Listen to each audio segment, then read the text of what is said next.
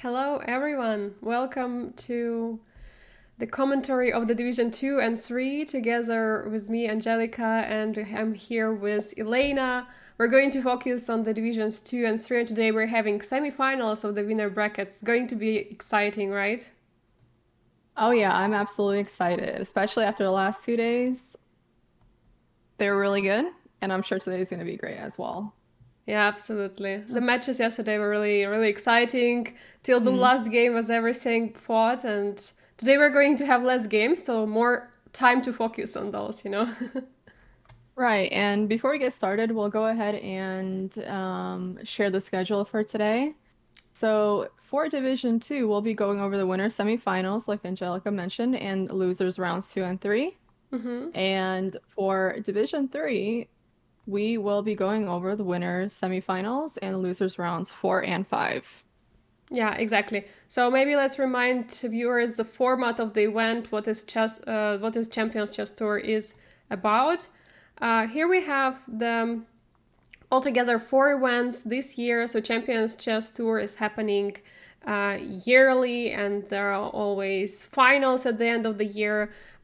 Basically, the best of the best are going to qualify for the finals, and then we're going to know who is the Champions Chess Tour champion this year.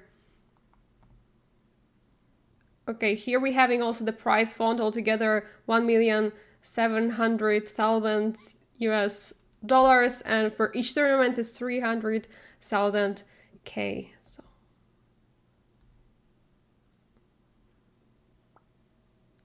Elaynah, would you share this schedule you or should I do it? Yeah, so the overall schedule. So we have from the January 31st to February 7th, the first event going on, from May 8th to May 15th, the second event, July 17th, July 24th, the third event, and September 25th to October fourth event, and then December 14th to 21st is the finals. Exactly. And maybe let's now jump into the Mhm. Chessable Masters, the main information which we have from Chessable Masters. Here we have the tournament format. To put it in a nutshell, we have some qualifications which are already qualification stage is behind us, play-in stage is also behind us. There was already division placement, and currently we're in division play. It's already day 6, if I'm not mistaken. Already so much has been played. We're in semifinals of the winners. And basically, the winner brackets players are having 4 games per each match, and in the losers brackets, 2 games. It's really exciting because if you're losing one match, you still can get back because you are going to play losers brackets, and at the end, at the final, winner is going to play winner of the losers brackets. And here we have the schedule. So we already had a playing stage, it's all behind us. Today is February 4th. We have a knockout stage day 3. So we're going to. Sorry, today is actually February 5th, right? So we have No, it's knockout. fourth today. Oh, wait, February 4th. Okay, Yeah, stage yeah, day. February 4th. Exactly. No, wait. Okay, something is not right, or because I saw that today is actually day 4 of the knockout stage. And tomorrow we're going to have finals, and then there are going to be grand finals. Okay, anyway, let's believe the schedule and let's go back to um, to the to the games. So today we're going to have, as Elaynah already said, semifinals of the winners of the Division 2, and the losers are going to play 2 rounds today, 2 matches today. So yeah, we're going to be try to follow all the games, all the actions. It's going to be a little bit tough, but we're going to try. Yeah, so our first game we have Benjamin uh Bach versus Vincent K. How do you say his last name? Keimer, Keimer? yeah. Keimer. Vincent Yeah. Keimer. Yeah, And exactly. then we only really have 2 games for semifinals going on today, right? So huge knockout has happened already so far. Yeah, actually, I can see that for some reason the winner is not starting yet, but I can hear in Hmm. the background that we have actually the loser brackets starting playing, and we have Rauf Mamedov facing Hikaru Nakamura in losers brackets, because as we remember yesterday, Hikaru lost to Artemiev in that match. Remember, Elaynah, they played like 4 draws and then decided to Yes. decided to go Yes. to this Armageddon. Yeah, do you want to remind us what happened yesterday Yeah, I mean, that like, caused that loss? yeah, I mean, that was like so exciting because Mhm. we're seeing such a, match up of Hikaru Nakamura against Vladislav Artemiev, and they're both like top players in Blitz, in Rapid, in the faster time controls. And we were expecting some action, and we came to the board and we were seeing like they're playing some slightly boring things. Okay, I think the first game was the most like fighting one, and others were just simple draws, and they basically played all 4 draws and decided to decide this match outcome in the Armageddon game, which actually Artemiev won. He was playing black, and actually he managed to beat Hikaru. Pretty upsetting for Hikaru, because he was kicked out from Division 1 earlier in the division placement by, if you remember that heartbreaking game when he was caught in the opening against Denis Laznik, and yeah, basically now he had this heartbreaking loss. But he still has a chance. If he wins all the matches, he still has a chance to fight for a first place in the Division 2. Well, really interesting. So let's see what is going to go down then. Yeah, absolutely. So what we have here on the board is Italian. Yeah, the the opening. Absolutely, my first ever opening. The Italian. Yeah, so knight d5, interesting jump. Okay, like there are many ways how white can play, and Mamedov decided to go for this knight c3, knight d5, trying to occupy the central squares. Of course, black can always try to exchange, but for now it's not really the case. And bishop e6 was played. But we have a position currently. What would you do here? It's white to move, I think. Oh, okay. Actually, there Why to move here? yeah. Already the answer was there. So I wanted to ask you if you would take on b6 or not, this bishop. Oh yeah, I definitely would take that bishop, because I think that that knight is pretty prone to falling, but also that bishop is very strong on b6 in my opinion. And again, white's knight on d5 won't be able to remain there for too long. That's my opinion here. Looking at this position, you have 2 attackers, right?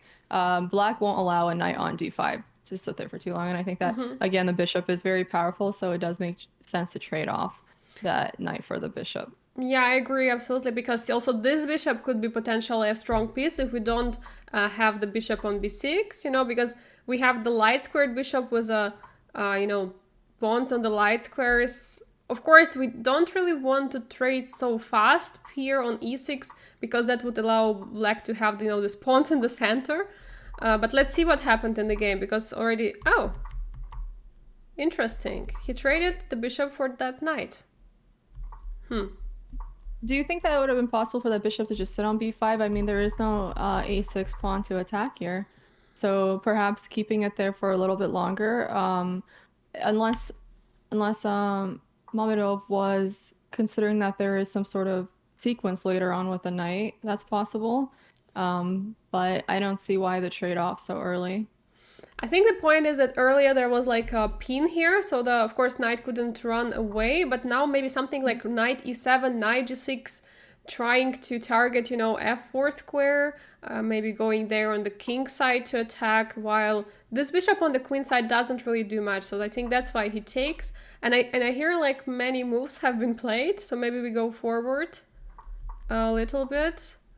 And bishop g4, you see this h3 move? Which was not played before, and that's why bishop now comes to g4. This is current position, by the way. These are all the moves played. Okay, so the king comes out to h2 in this position. So what's the idea here, right? Because when a king goes to this escape square, you have to consider why, Yeah, right? it's I'm just currently So I'm also thinking why king h2. I mean, one of the things which I see here that sometimes white wants to play this g4, but there are also this kind of sacrifices you have to calculate. Is maybe this move is not allowing those sacrifices, but to be yeah, with a honest, check though, that's the thing, right? yeah. Because it would be check on h2. It's not making too much sense. I mean, the idea could be to put later, like after the check, to put later to later put king on somewhere on g3 or something. I don't know why exactly. Or rook Yeah, g1 could be an idea and push. absolutely. I think Rook G1 is looking like it makes the most sense at this point, but I think that we're about to find out very soon why Rook or why King H2 here. Yeah, exactly. So But I we're do going like to the idea of Rook G1. yeah. So rook g1 versus g4 idea. As Mm-hmm. yesterday we were Mm-hmm. talking about this h6 move, which is a prophylactical move, but it allows to have this kind of hook here. So g4, g5 would be a hook attacking the knight and the pawn at the same time, and like trying to trade and open the g file. That's the main point of this. But the question here is if black can do something themselves, and here we have the answer. Hikaru is immediately striking with d5. What's the idea behind it? I guess he just wants a knight on d5.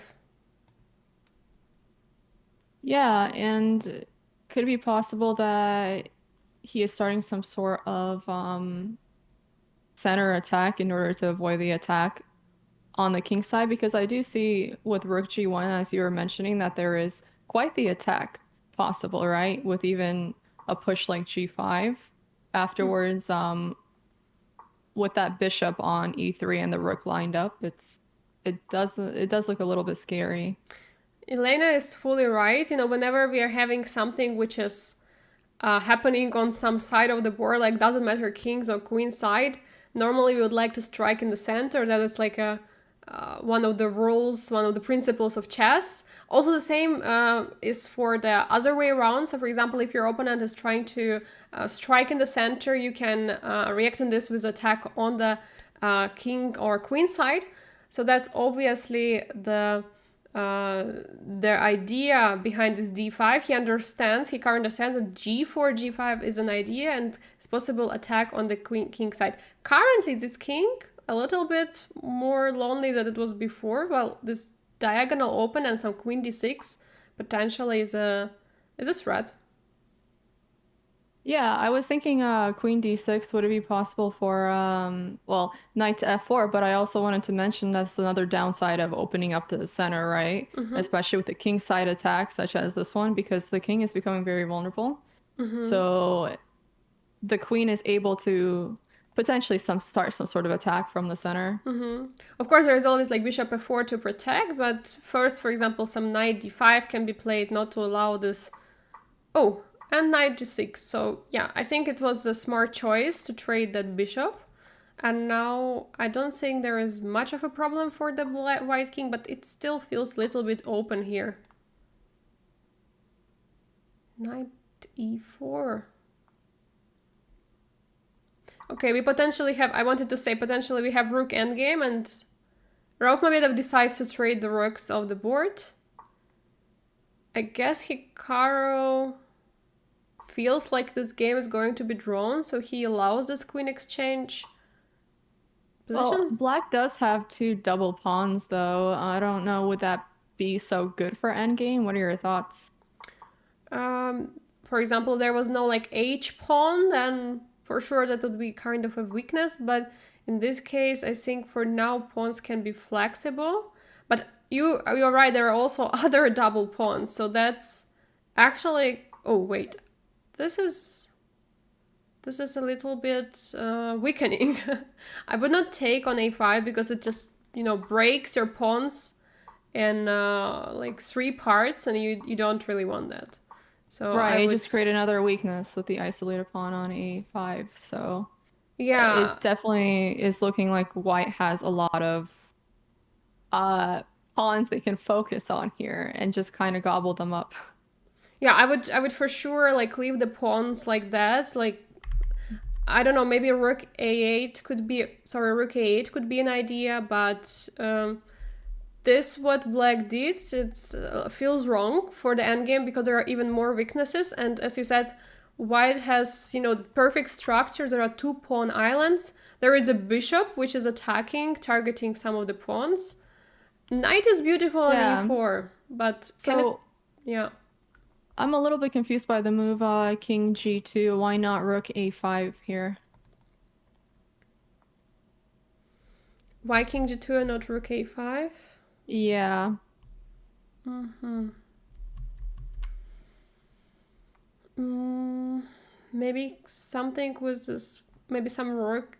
No, but doesn't feel like it should be something here. This is fully protected. It's hard to say. I mean, we can play a move and ask computer. So what does he say? Oh, It was the engine possible. likes this move much more. It was possible. Rook a5 was. It's Because saying now that this rook gives a5 was better. yeah, this gives black the opportunity to play A8 here now. Rook E8, right?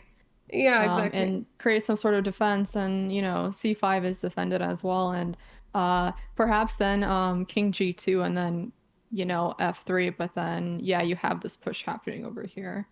The So the point of taking rook to on a5 instantly would have been that there is no idea of the c4 anymore, and currently c4 is a move, and you're not in time to take the pawn on a5. Earlier, if you take the pawn, there is rook a4 back, mm, and okay, now finally white managed to take, but no, it looks very drawish, even though the pawns are weak. Uh, the problem is here that black is attacking this f2 pawn. I think yesterday we had a discussion about this rook endgames, right? And I said that when there are two rooks per each side, there is still this way to counterattack. And this is the case when two rooks are attacking f2, and this rook cannot really do much about that. yeah, and that's what we call a passive rook, right? Where the rook can't do much because it's pretty immobilized due to the fact it's defending, right? And with the rook on the set or black's rooks on the second rank and the seventh rank, they're doing much more, or they have the capability to do much more because they're not really Yeah. stuck Okay, I think it's defending maybe time for much. us to move to another game because this looks like it's going to be a draw.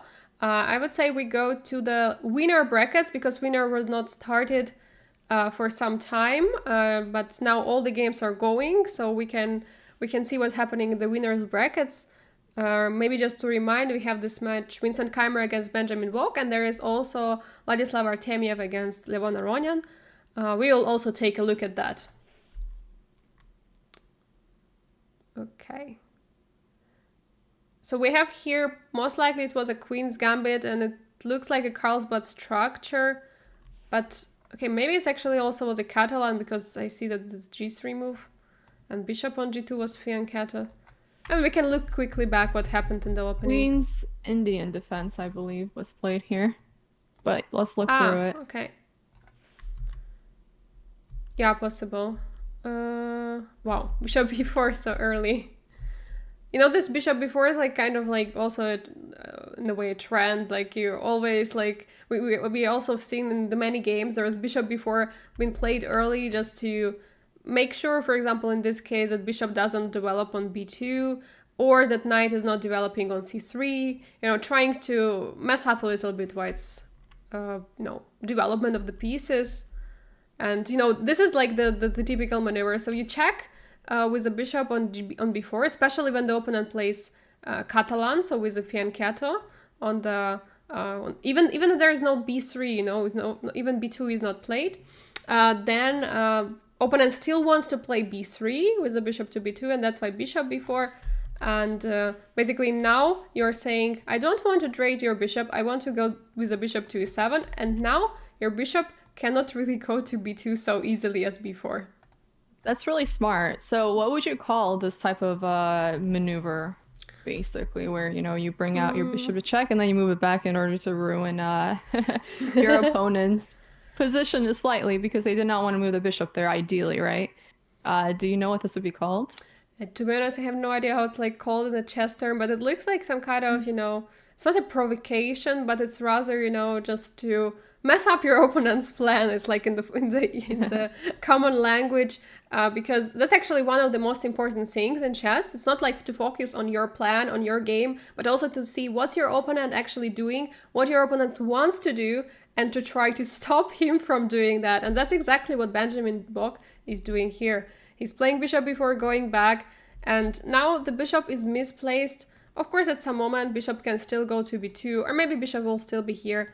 Let's see what happened in the game. Okay, 95, so early. You see, fighting for the center. And actually also attacking the d5 pawn.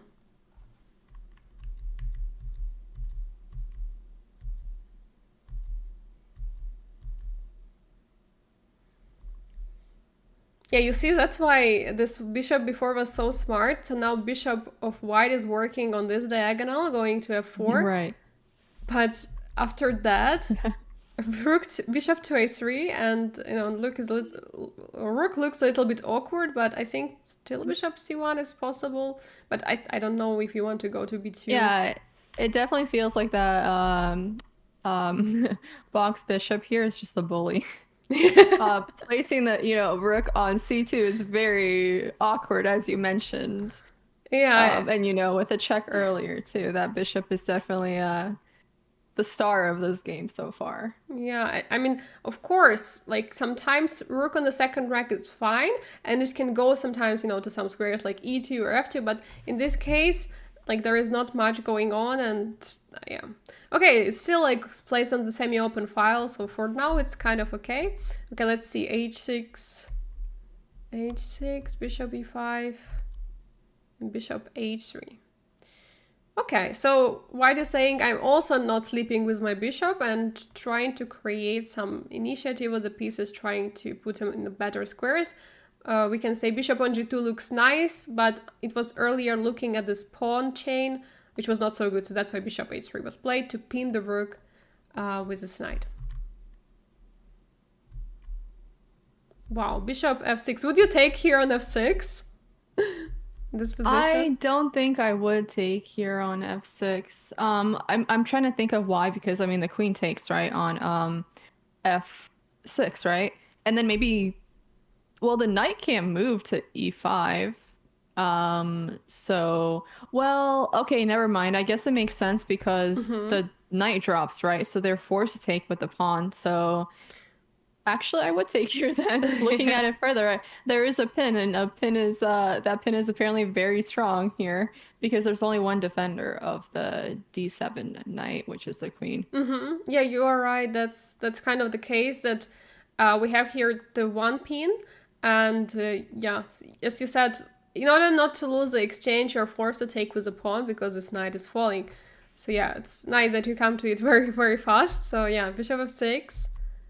Knight f6. Oh, he's giving away exchange. It was not a blunder for sure. He's just giving it away. And the position's still equal here. The valuation bar says us the position is equal. Why do you think it is? Like, do you have any idea about it? Why would you just give up an exchange for like just a bishop, but the position would still be equal? Well, I know that when a piece is extremely strong, a minor piece, right? Maybe it's on an outpost. Sometimes because of the potential initiative of that piece, right? Because of its capabilities, it does make sense to give up a stronger piece to remove a problematic piece. Or sometimes to create a better position for yourself. That's my theory on that so far.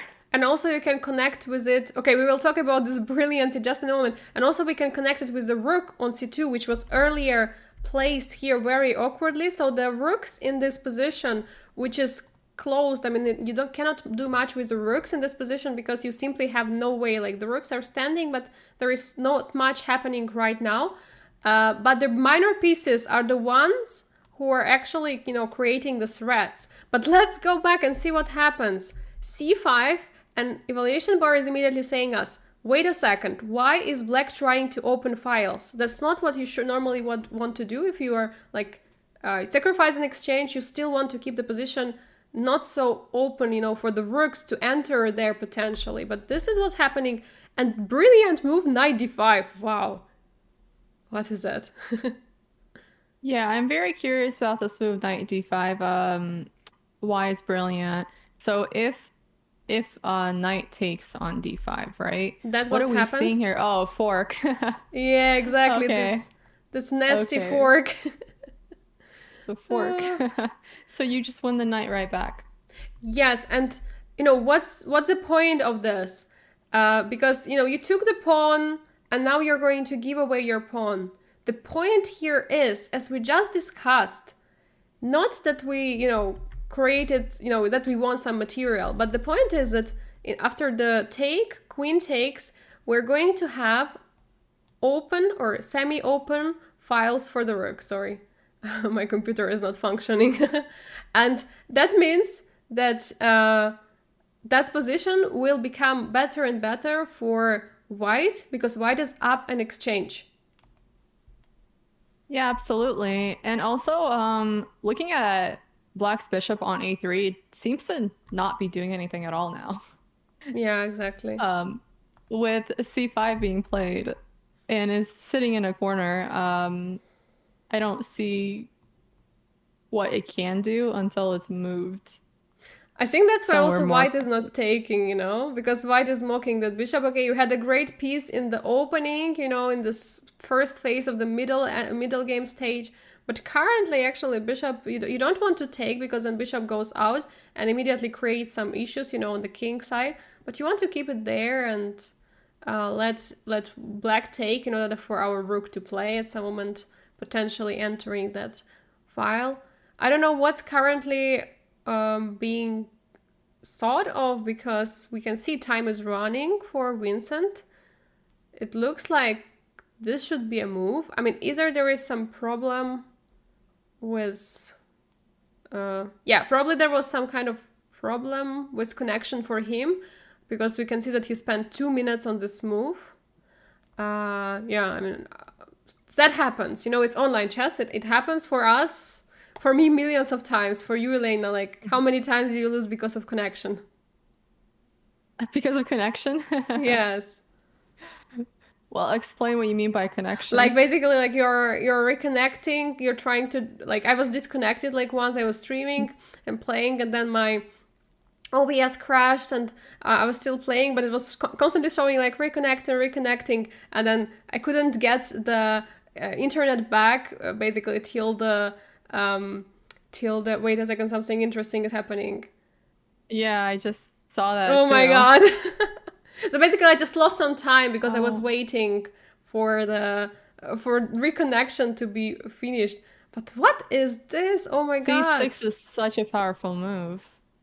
You So how do you go about stopping c6 without losing the bishop? I The light don't square bishop here. think there is a way. I mean, maybe you can try to put some piece on c5, but no, it looks like it's you still have to give up the bishop for that, and then you're going to have again this exchange. There will be still exchange up, but as we already said, the position is opening, the files are opening for the rooks, and that is going to be easier for white to convert, and that's what Keimer is going to do, I guess, unless he will have again some issues with the time. Yeah, and what is so nice about this game is that you saw how Keimer was able to turn the position where it was not ideal for the rooks into a position where the rooks are extremely powerful. And so it's actually really cool. And that's what top players, are doing. They are seeing all these tiny details.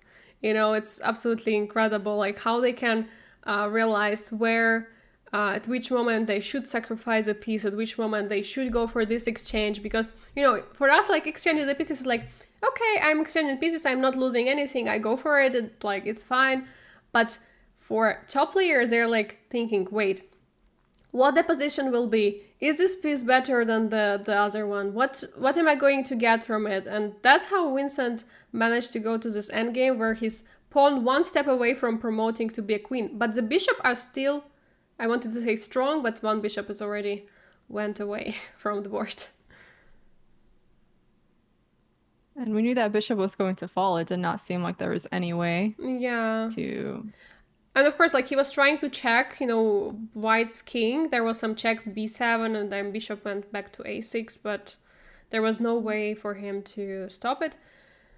Yeah, I mean, if there were only pawns on the king side, I think there would still be a chance for him to hold this, because if you have pawns on the both side, you have to protect them constantly, and it's not so easy when you're defending. If there are just pawns on the king side, then it's much easier to protect. But in this position, it feels like that white just has to find the weakness, and I think he's going for some of the weaknesses here on the king side, while black is also trying to do something. I think maybe create some problems on the g3 square.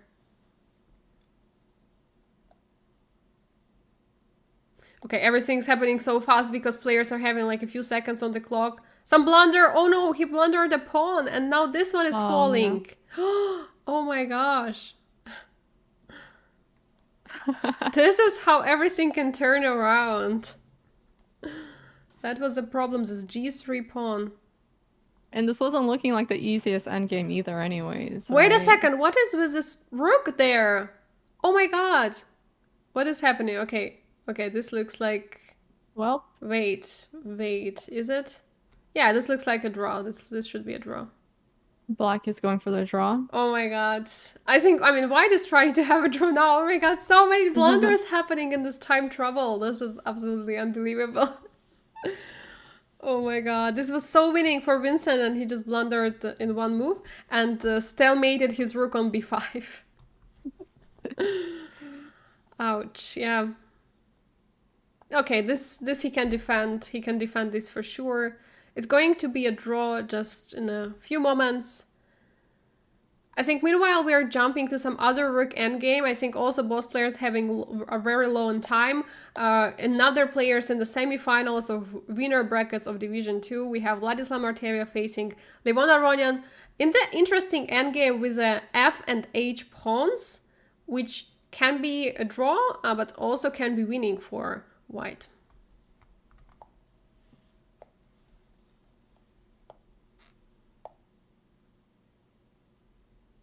Okay. I like how I looked away for a second and white is winning again. Okay. Yeah. Okay, here was a point that unfortunately no, king is too far, and king should be like behind the pawn, but king is just too far and it's not really going to work. And pawn is going to be slowly promoting. But I was actually playing myself the over-the-board game against International Master, and he was having this f and h pawns. He was like, I don't know, 2300 like FIDE rating or something. And I managed to draw that endgame. There were like h and f pawn, and I managed to hold it. Theoretically, it's a draw. I mean, we can also scroll back a little bit after the game finishes to see if there was any chance for black to hold. But yeah, it looks like Artemiev is going to comfortably win this one. Yeah, once that king can be blocked from being checked, right, by the rook e6. Yeah, then absolutely. There's just a promotion there. So okay, this was... Okay, I don't know why he... Okay, actually this one is also fine because king can also escape from the checks, but yeah. Vladislav Artemiev is winning the first game of the semifinals of the winner brackets. Maybe we'll just for ourselves, just for the interest in the game, in the end games. I think everyone loves rook end games, right? Let's just see if it was at any point it was a draw. Okay, maybe around this moment it was still a draw because it's plus 0.9. It's normally like should be like a draw, but it's very hard to hold, obviously. And at some moment, he... here basically he should have taken that pawn because the pawn was still on f4, so not so far promoted. And the problem was that he took the pawn much later than he should have. Okay, and this one was already winning because pawns were promoted already too much on the 5th rank with the king and rook coming, so it was already too much. Well, that was really interesting. Yeah. It went up and down. Yeah. Just an update, so as expected, it was a draw. Maybe we will jump back to the loser brackets. As expected, it was a draw. Also, Rauf Mamedov against Hikaru Nakamura. Let's maybe see what happened in the other matches in the loser brackets of Division 2. We have a draw. David Anton against Jeffrey Song. And Anish Giri beat Sam Sevian just now. Wait, we already had David Anton draw, and one more match. Samuel Tersakyan drew also Yu Yangyi. I would say, since the winner bracket's not started yet, we can start looking at this game because we haven't really followed Anish much yesterday. I feel bad about it because we wanted so much, but there were like so many games following. So let's follow because he just won his game. And if he at least draws this one, he's winning this match. Okay, yeah, let's go through this then. What happened with the king? Why is the king on d2? I'm guessing some sort of check, maybe? They couldn't castle? Maybe. Unless there was some sort of tactic or, maybe bomb positional cloud. advantage there. Bomb cloud, right? Okay, no, of course not. Yeah, that's actually very interesting. The knight h5 and white decides to give up the bishop. Sometimes it happens, you allow these double pawns. You might say, okay, double pawns are not so good, but actually these 2 pawns are holding the e5 square and knight is ready to jump there at some moment. So it's also can be really, really nice. Yeah, and with the pawn being on f4, is it possible to just play g3 and fianchetto the bishop to g2 here? Is that like a good... As you said, exactly. Oh, wait. Yeah, but actually he plays bishop d3. Okay. Well, I guess bishop to d3, because there's that pawn chain on d5, You're right. Makes sense not to. You're absolutely right. On g2, the bishop would just look at that pawn chain, and then from d3 there is an attack. And so we're not really forced to go here. But now something like bishop h3 can be played, not allowing to castle, or maybe some check. Maybe now the check happened. Yeah, indeed. Now the check happened, and king d2. Yeah, and basically what we were discussing earlier. Yes, as you said. That king probably got checked. Yeah. Okay, I'm not sure it was necessary because we could have also played any of the moves, but okay, probably we don't want to play bishop back, maybe knight. Yeah, but because of that weakness on h3, maybe it doesn't make the most sense to castle on the king side here. What are your thoughts on that? Yeah, I also think so. I think that actually he was preparing to castle long and then bring king to b1 to the safety and try to create some attacks, since already queen and the bishop are looking with a battery there to the king side. And also actually I just now realized that you cannot really protect with a knight because there is bishop b4, so maybe that was kind of a point here that it was not possible.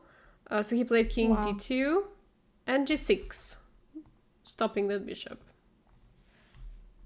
Yeah, so what was the problem with king to d2? Because would knight have knight to e5 been a bit better here? I don't feel like personally it would have. Okay, we can ask computer what was the best move in this position. Yeah. Okay, this is a little bit crazy, but it was knight e5. Wait, knight e5 f6. Well, knight e5 and then the bishop takes on h7. Yeah, probably this line. Okay, let's try to see it. Knight e5, f6. I think bishop h7. Yikes. And now the problem, I think that the king g8. And maybe queen g6 or bishop g6. Okay, let's see, king h8. Yeah, probably a counter attack, right? But Yeah, then probably rook to bishop e7 here, and what's the idea? bishop g6. And basically give up two pieces for a rook. So takes, Mm. and okay, now it's saying Well, that I thought rook would just go on e7 here, possibly. I think there was some problem. Maybe queen e2 with a Oh, queen big problem. queen Okay. Yeah. h7 checkmate threats. Huge problems. Yeah. So yeah. But okay, it's not so easy to spot. Like, of course, most likely he saw that he can win the pawn like that and then give up a bishop, but something he didn't like here, and he went this king d2 to be a little bit more solid because, I mean, he understands if he's just making a mistake in the opening and not winning it, Sam CBN is out. So he has to try. He has to try to win to go forward to the Armageddon game. But yeah, I mean, position of black looks pretty solid. Okay, b5, basically saying, I know your king is on d2, most likely it's going to go somewhere to the queen side or keep in the center, but if you keep the king in the center, there is always some c5 break. It's not easy for sure for white. Yeah, and this has been personally one of my problems with castling on the opposite sides. It's the pawn storm could be a little bit difficult, I think. Opening up the whole queen side, right? Sometimes. So, do you have any tips or advice on that? About the king going to the king Opposite queen. side, castling, Yeah. usually in general. Yeah, of course, like normally the attack is stronger when you're castling to the opposite side, or in this case, even if the king stays in the center, it's also still like means that king is like not on the king side, and whites can start rolling at some moment the pawns, but obviously black will start to roll like b4, c5, trying to create an attack. I personally like when I play OTB game and I play against stronger opponent by rating. It's so difficult if like we're ending up having opposite castle unless I know like the position. You know, I know like if I know the position, if I know what I have to do, then it's fine. But if it's the position is unknown and my opponent castles opposite, let's say long side, and tries to like start pushing like h4, g4, I'm getting a little bit scared. Yeah, it's a race to the finish. Yes. Usually, who can reach the king, the opponent's king first, basically. So it can be a little bit scary. It's like a race, right? Like Hmm. the race of an attack. But yeah, here actually, White decided to grab that pawn on a7. That's very interesting. Just one moment, pointing out some of the comments here in the chat. Thank you, by the way, for sharing those. You know, Anish Giri is very famous for his ability to draw. I don't know if you knew about it, but basically, Now I do. yeah, you know. So basically, people are saying that if Anish Giri, you know, in order to win the match, he has to draw this game. He will for sure do it because you know he's a draw master, and yeah, I mean, obviously, like there is like such a rumor, and like of course, like that he's almost always drawing, but he had so many nice wins against stronger players. He won also against Magnus. He won against other strong players last year. And this year he won twice the Tata Steel Wake and Zale chess tournament, which was like having like top players. And yeah, I mean, unfortunately this year he's not in the candidates tournament because of Gukesh, who managed like to win the Indian tournament, and now he's in candidates. Okay, that's another story, but it was really nice, you know, Anish Giri winning the first like huge event of this year and saying like basically like how come I'm not in the candidates this year. Okay, interesting. Also, what's your opinion on the loser bracket being named the loser bracket? Okay. Yeah, Somebody in the chat mentioned that earlier, and I want to know your opinion on this. I don't know if they're trying to intimidate, the top players who are in loser brackets by that. But I mean, obviously there I should have been some name for that, right? So I um, quite like the name losers bracket. You yeah, know, a yeah. I mean, reminder like, not to lose in the future, yeah, or no, else but you're gonna be put in the loser bracket. exactly, and that's the point, that if they lose the next match, they're actually going to be eliminated. So if you're in winners brackets, you're kind of still chilling because you can lose one match.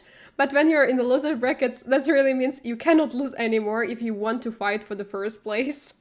Yeah, no, it seems a little psychological, but not in a bad way. I think it's, like what you just mentioned, it makes you kind of have to try harder. Exactly, I absolutely agree with you on that. But Yeah. And I um, mean, if you lost, you lost. The loser's bracket does make sense in that way too. yeah. It's like so many events have been played where there was no this opportunity for losers to come back, and I find it really great because sometimes you just face someone so strong. Like let's say you simply were unlucky and you like faced Magnus, let's say in the quarterfinals, and you lose to them obviously because like he's one of the strongest and like okay the number one rated player in the world right now, and so then you still have a chance to beat some other players who are not so strong as Magnus, and you can have chance to come to the grand finals, so to say, and face Magnus in them and try to beat him one more time. Yeah, exactly. So let's look at what's going on in this position right now. So we know that the D5 pawn is looking a little bit sketch in my opinion so far. But maybe a little later on it's going to become more of an issue. And of course, D4. But what do you think of knight C? Well, actually, knight to D6 is a really nice outpost here.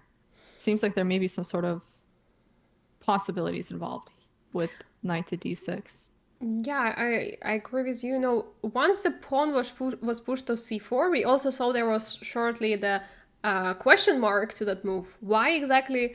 Is it because you really wanted somehow to open the files to bring your rook there to try to attack that king which is in the center? But we were laughing at this king on d2 from the beginning when we looked at the position, and now we're seeing king on e2, and it's still safe. It's safe Yeah, as this king on g8, the same.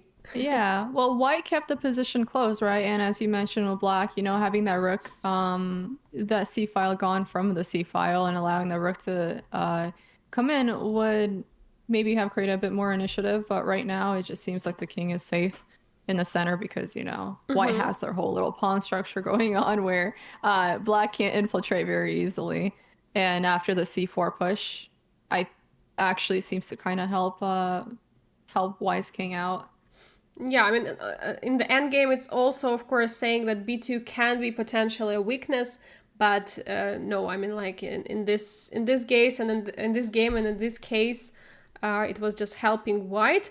For now, we see evaluation bar is jumping slightly down, slightly up. For now, it's showing that okay, white is clearly better and winning this position. Of course, it's not so easy, especially when you're down to 1 minute on the clock. But we can see why, right? We have like 2 extra pawns. Let's not forget, these are extra pawns for white. And it's not so easy for black to win those back. Of course, blacks can try to attack, so that's why they're also doubling on the a file, at some moment trying to take on a2. But this knight on d6 is a really nice piece and can jump around as it does Yeah. right now.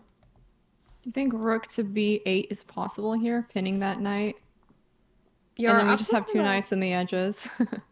Yeah, nicely spotted. Like knight, okay, queen b7 was played similar move, Mhm. but yeah, rook b8 was probably even nicer I because wonder.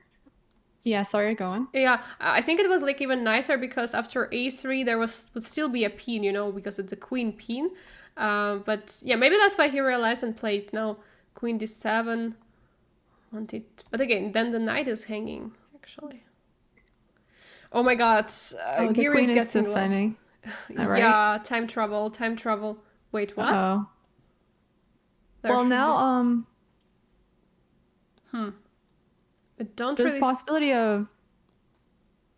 F5. Oh, Oh, okay. so nice. Oh my god. This is so nice, actually. So Yeah, basically, now, he was forced to take on F5 because then there was BF6, yes. Yes. and now this is a problem. Yes. Quite a big problem. And, okay. Okay, he's not taking, but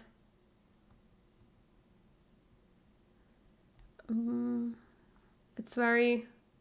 Oh my god, Queen F8! It's almost a checkmate. Oh, no. Okay, that's why I had to give up the queen. Okay. Okay, this Yes. looks like. Now this position will be very difficult to hold for black here. Okay, Giri resigned Yeah. in this position. Of course, e pawn is going to promote, and I think it's actually very like for of course it's very sad for Giri because he didn't manage to make a draw here and win the match. But it's actually the fifth time he's going to Armageddon. He's constantly going to Armageddon game, and okay, yesterday he managed to win at least, and today like one more Armageddon game. Doesn't matter like who you prefer, you know, as a player here, like as a commentator, you have to always root for Armageddon because, you know, then the games are still keep playing and we still can see this Yes. nice chess. Okay, while the player is preparing, maybe we check some other game.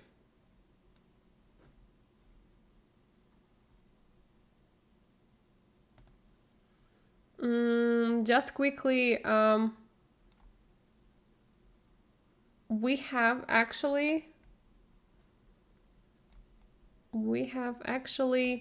currently game ongoing of the loser brackets of the Division 3, but I wanted to look at it because it's actually Armageddon game. So Amin Tabatabai against Alexander Indic, they played 1-1 like in the normal match, and now there is a third game, Armageddon game, to decide who is going to win. And probably also interesting information about the beating is that Amin Tabatabai beat 7 minutes 58 seconds. It would be really cute if, you know, the opponent beats 8 minutes. Then you basically have like won just by 2 seconds. And Indic beat 7 minutes, so yeah. Oh, king arrived to f4. Sorry, g4. Yeah. Yes, it's going to be very difficult to stop the h-pawn once that pawn is taken on h4. Yeah, it's very, very tough, obviously. And also this bishop, you know, is going to protect the pawn on e4 and h5. And yeah, it's just going to keep running. Yes, a good demonstration of how powerful bishops are Yeah. as well in the endgame. Yeah, that's why I mean, of course, like, it all depends. Also, knights can be powerful in the endgames, but this is, like, actually a demonstration, as you're saying, that, you know, objectively, like, there is even some suggestion to give the bishop, like, not 3 point, but 3.2, you know, that the value of the bishop is 3.2, which, what? Okay, bishop f3 apparently is a mistake, because... maybe knight f6, and then... and then maybe king g5. So push, and king comes to g5. No. But wait, king g5. Okay, I think I know what black is doing. Oh, yes. Knight h5, and then bishop takes, and then e4. But obviously it's all fine because... Yeah, now this is just a draw. It was just a draw. That switch, so... Yeah, for black is just enough. Yeah, that just like that changed, that whole position changed so quickly. Yeah, I mean, of course, like it was, and like there was like still some chances for white, and then black like was winning. Obviously, like for black, draw is enough, so that's why he didn't have to risk, you know, and try to come forward with that pawn. That's why he decided just, okay, I'm just going to take that draw and promote further. So I guess we go back maybe to the Division 2 winner brackets because it's interesting what is going on currently here. We already had obviously the results. That first game, Artemiev won against Aronian, and Winston Keimer drew against Benjamin Bock. And I'm just thinking both games are pretty interesting because I have one huge question. How did the rook came to e2? And where is the white's queen? I have two questions. I'm guessing from the C file, right?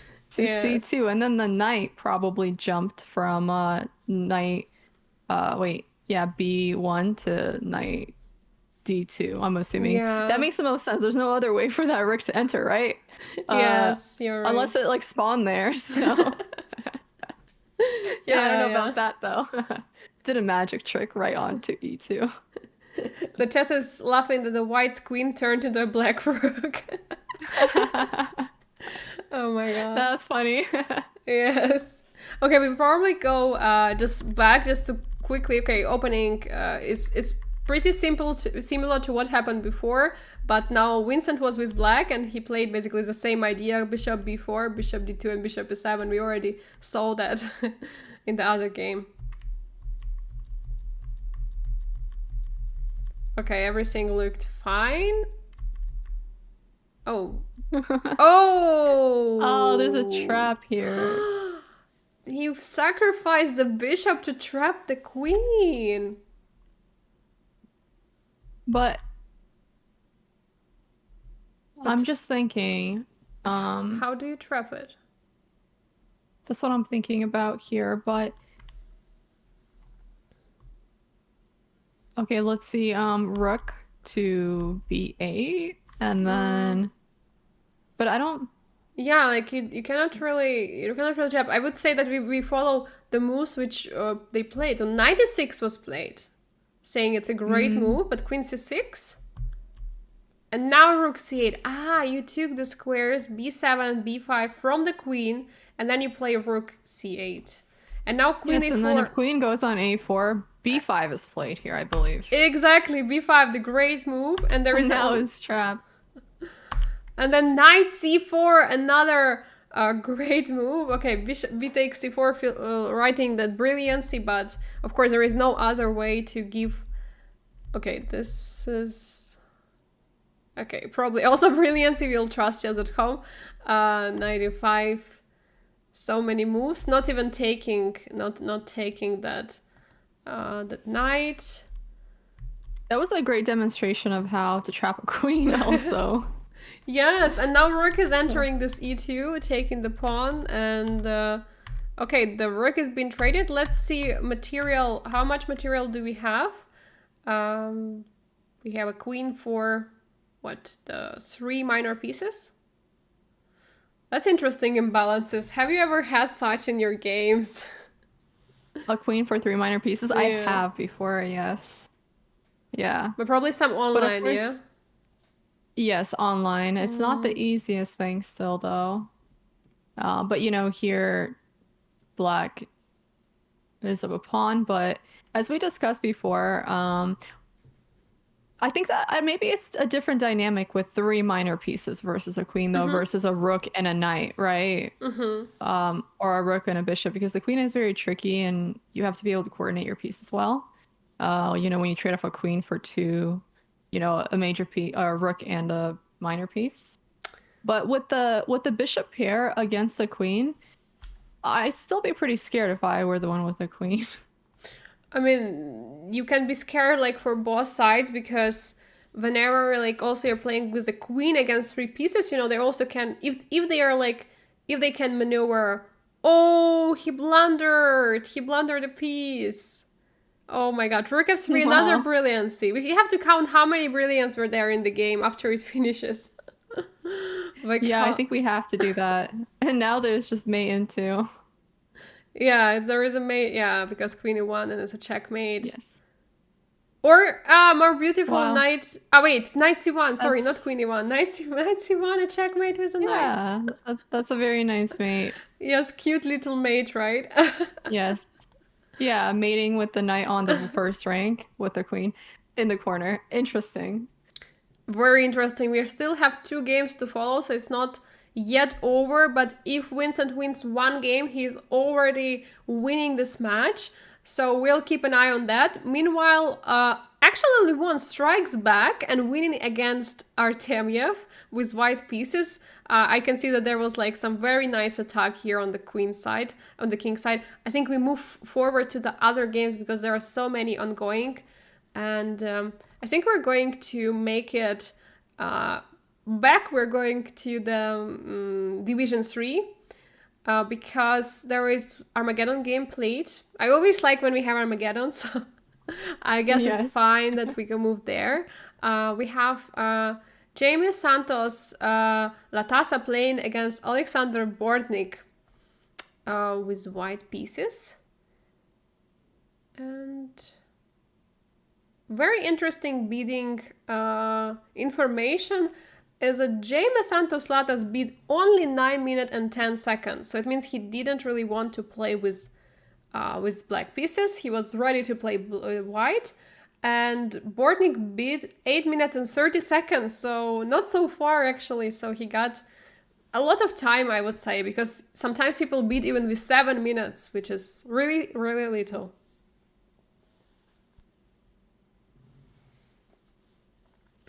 Okay. Maybe the interesting information about the this matchup that Jaime Santos, he was missing yesterday actually, if I'm not mistaken. I guess I am not, and that's why he lost, because he simply didn't show up in the match against Grishuk because he was playing Bundesliga. I hope I'm not mistaken, but I think this was the case. And today he was playing also Bundesliga, but it was at 10 a.m. So he had a lot of time to play, to play the match and come back for the Champions Chess Tour. We have actually breaking news in the losers section. At the losers section of the Division 2, because Rauf Mamedov eliminated Hikaru Nakamura. Wow. Incredible. Just wow.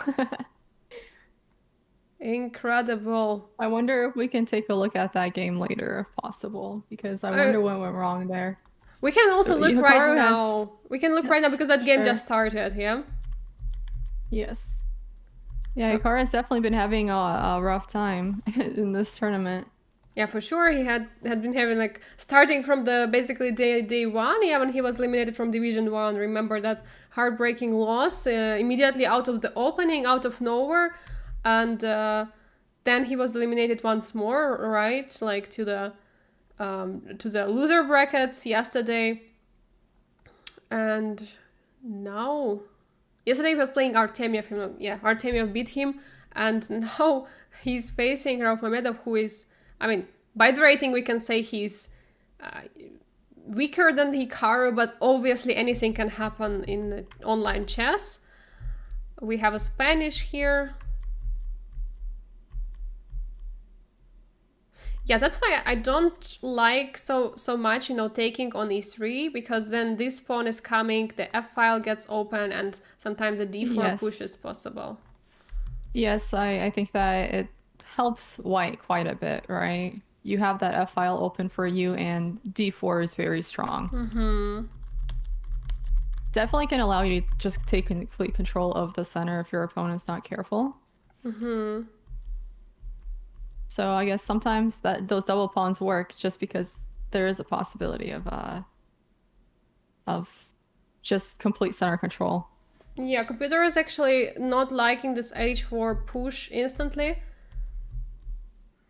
but it looks actually pretty logical because I don't think white will castle short, and we can see that also bishop is trying, to keep that knight here not to be so active, and Well, rook b8.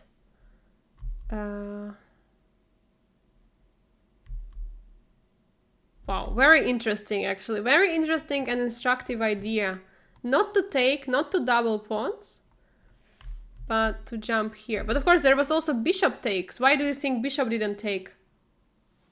Yeah, I was looking at that too and wondering, I'm assuming because bishop to f5 can try to force a trade of the bishops.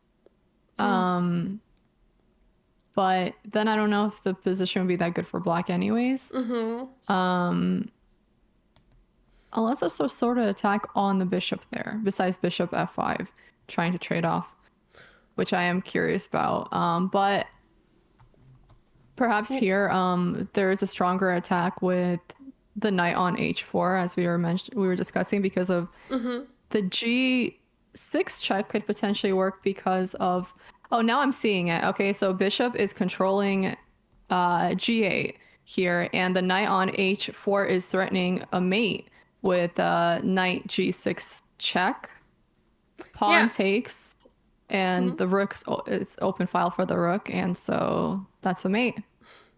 I have nothing to add to this, absolutely correct. So White decided not to spend time on taking that pawn because there is something more important, checkmate. So that's why knight h4 was played. Incredible idea, like, of this knight g6. I mean, pretty typical when the king is standing and there is no way to go to g8, sacrificing a piece somewhere there on g6. Knight d7 was the only move to stop that.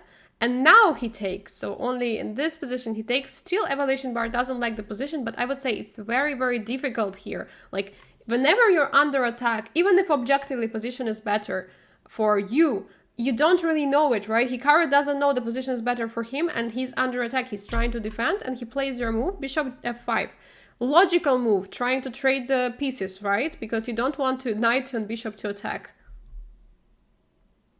Apparently bishop e3 was some kind of miss, but after a few moves, already g5 was there. And king yes, and is we also yeah. we also discussed again when it comes to position where the king is being attacked in such a way as the black king is here. Even though objectively black is better here, sometimes it's because black has one or two good moves and just everything else is bad, right? And they're forced to find those two moves or that one move. And that could be very difficult to find just in general. So just wanted to point that out. Yeah, that's the most, like, difficult when you're under attack. You maybe think, okay, I have some defense, but it's as Elaynah said, it's one or two moves, and otherwise you're just lost. And that's a problem. Okay, but he finds this rook b2, he finds some nice defending moves, and here apparently he was actually winning with knight g6, but he didn't want this rook h6. He didn't want to allow that for some reason, and he played rook f6, which apparently was a mistake because knight g6 was better. And here I believe this is the moment when White actually started rolling with the attack. Yeah, it's really, really uncomfortable, psychologically very tough to have an attack. And by the way, information for the chat, because there were questions about the bidding here.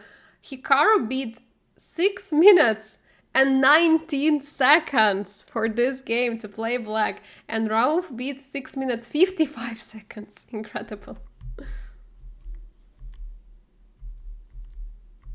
Okay, so still black is better. Oh, wait. Wait, what happened here? Rook f2 was a mistake because what? Oh my god! Queen h8 is a threat here. And how do you stop it? Wait, he blundered checkmate. He played rook f3 and queen h8 was a checkmate. He blundered. Oh no, he did not see that. Okay, the only way probably to put some piece on f6. Yes. But it's also pretty tough. It has to be the rook right here, or the queen, because if knight, that rook is lost. Yeah, knight cannot go here. Rook has to go, or queen. But I just want to see Hikaru's face, like here, like when he blundered the Yeah. checkmate. Oh my god, Hikaru's been eliminated. Incredible. Wow. But that game was amazing. Yeah, attack was It absolutely was, amazing and very, very instructive. You know, that actually all the time it was very, it was actually winning, for black. That was the most instructive part of it, that even though it was always better for Hikaru, it was so tough to defend that he made all those mistakes, which led to queen h8 checkmate. Okay, maybe we jump back to the winners section, because I heard that there is no, sorry, not the winners section, sorry, the losers, the losers section. We were watching earlier Geary against Sam Sevian, and we saw that Sam managed to win against Geary, and they went to the Armageddon. This is the Armageddon game of those. Oh, okay. We just came at the end. Geary won. Not much. okay. So what happened here? I don't know, something. Wait, actually, I couldn't realize. Okay, probably just he was up a piece. He won a piece at some moment. Basically, yeah, it's very tough to defend, especially when there is this extra pawn. So, and wow, wait, he's not up a piece. Sam simply blundered this. Rook c8 and knight d5. Wow. Okay, Oh, maybe it unfortunate. was equality, but oh my god, so many. Wait. Let's just go a little bit back. So it was around equal here. So Sam wanted to hold a draw to win this match. f5, e5, strong move, trying to create a passer. And rook c5 was a blunder because knight f4. I'm leaving my rook here, but I will take yours. Yes. And yes, the knight and the rook here. Yes. Those knights are very tricky. Always have to be careful. Exactly. So it was very, very tough. Rook e7 trying to protect, but there is rook d7. Take my rook. He's saying, please take my rook. You have to take. Completely deflecting. Oh, that was like a huge blunder. And then he won this pawn. And basically at this moment, knight c7, another blunder, and rook takes that knight. But actually there is no other move, because in case of rook c7 there is knight d5, or if king moves somewhere, then knight takes that knight. So that was already over for Sam. Geary is moving forward in the loser brackets, so we're going to see him playing in the next round. Meanwhile, we probably jump back still to this game. We started looking at, then we jump back for the breaking news of Hikaru being eliminated. So we can try to see what is happening in this endgame. We will not go back. Just let's see what is this position.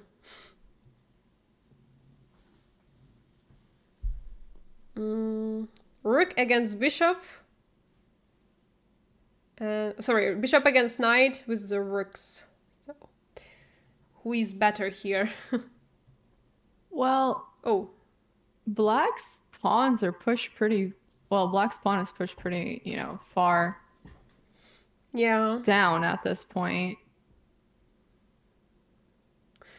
I would also And- say so, yeah. Yeah, and black is up. Well, sorry, no, white is up 2 pawns here.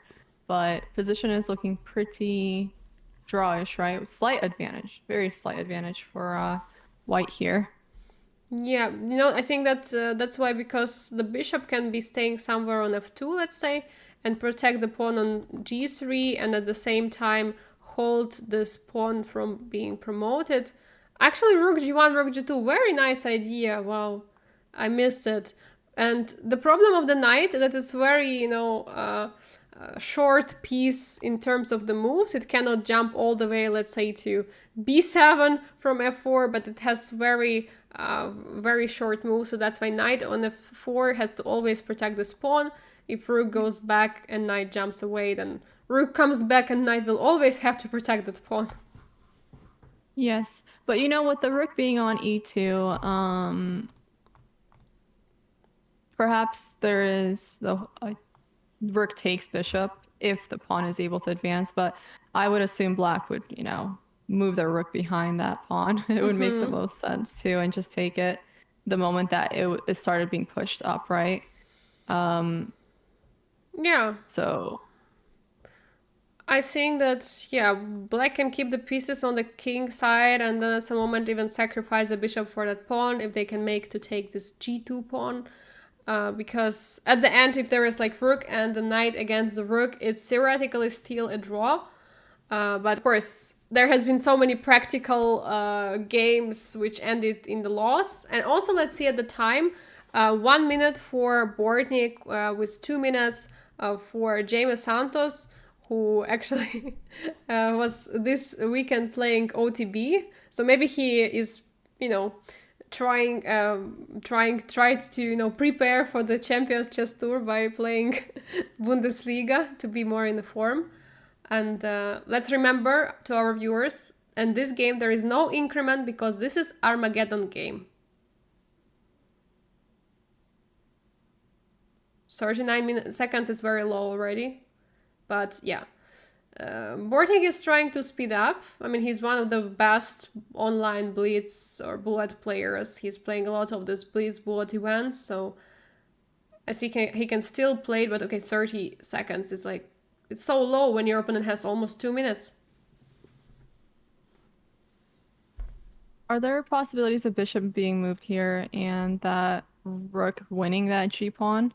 Because Maybe, yeah, okay, it was white to move, so yeah, bishop e1 and taking, yeah? Ah, it was not interesting. possible So how because about rook knight? e3. Rook e3 winning the bishop. That's why it was not possible.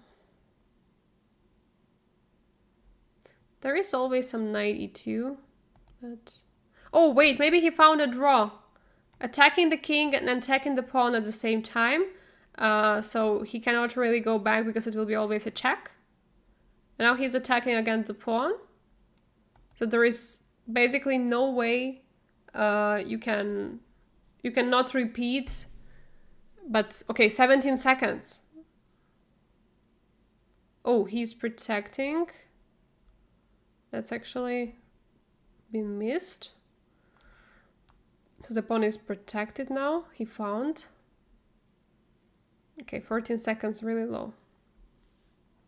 Maybe now king will try to go to g1 to take that pawn.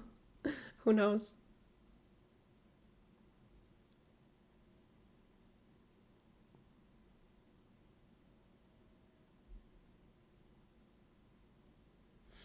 I don't know if it's good that king is here because earlier king was somewhere on f5 and there was a way to hold, this pawn from coming, but now maybe white can simply take this pawn and try to promote. And of course, black has 10 seconds.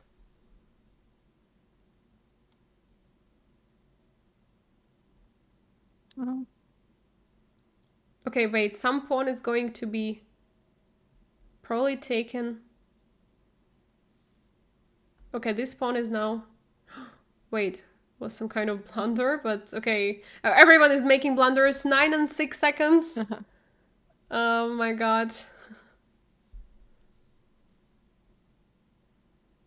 Ouch.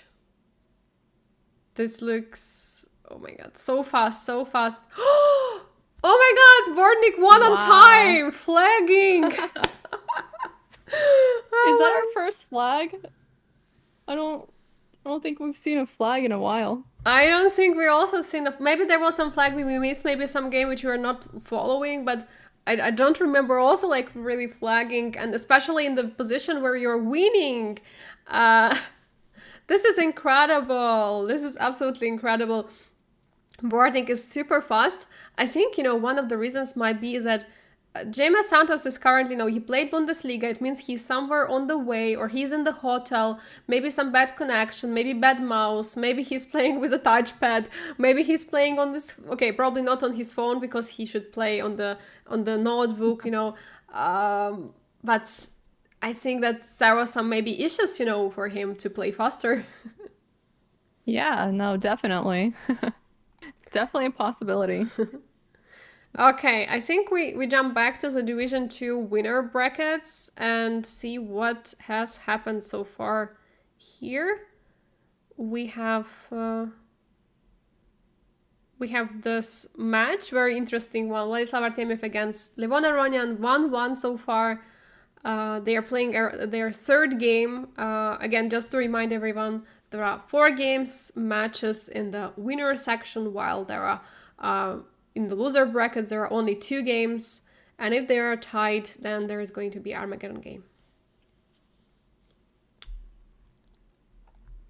Okay. Maybe slightly back, just so we know what happened here. Okay, everyone keeps on playing this Catalan, and black actually went for the Grunfeld, so they didn't go for this d6, which would be more like in the King's Indian defense style, but d5, more aggressive approach. Grunfeld is pretty good, like opening and complicated theoretical, as there are so many like lines and everything. Okay. So looks like white gave up a bishop to create some weaknesses on the queen side, but yeah, it's... Oh. Okay, and now black decided to give up the bishop to create some weaknesses. So that's kind of the short story about the game.